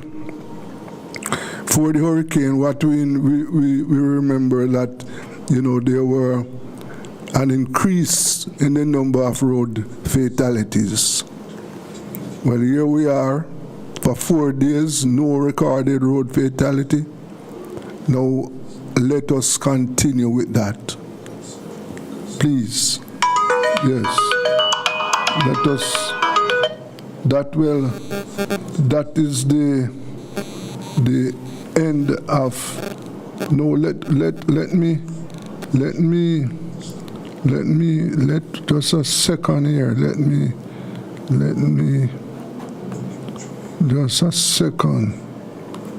just a second. Just a second. Here, just don't, let us not end the show as yet. Let me see who was calling me here. I think yes, I had put a call through to the Member of Parliament for East St. Thomas. Yes. And I see where she was calling me. Well, that's the end of the show for today. Thanks to all my listeners and viewers. Thanks to my technical operator, Kevin. Yes. And as per usual, I am asking all road users, take it easy. The police have reported that for 4 days, no casualties, no road fatalities. Let us continue with that. And take care of yourself. And let us continue to do whatever we can to assist those thousands of Jamaicans who are, victims of Hurricane Melissa. So until Wednesday, this is Rebel Radio, and I am Desmond Richards.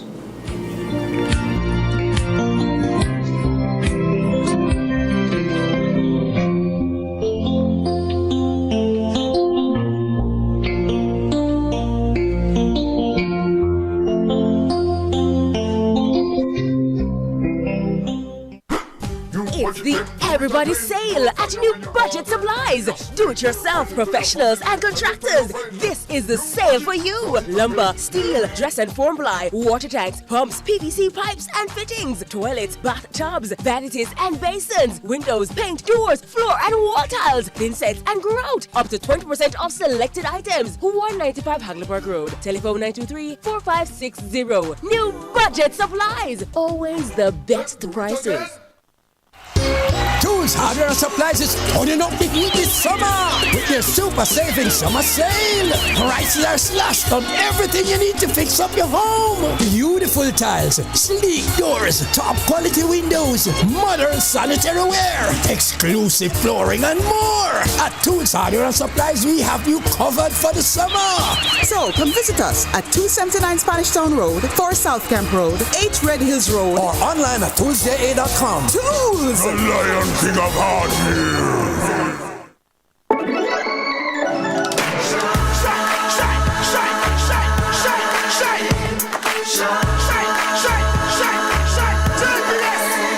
Oh, Jamaica rise, we're built with fire, passion and vibes, and through it all there's a glow inside. Let's keep our shine alive. From the market to the factory floors, from the hillside green to golden shores, We're reaching heights, our energy.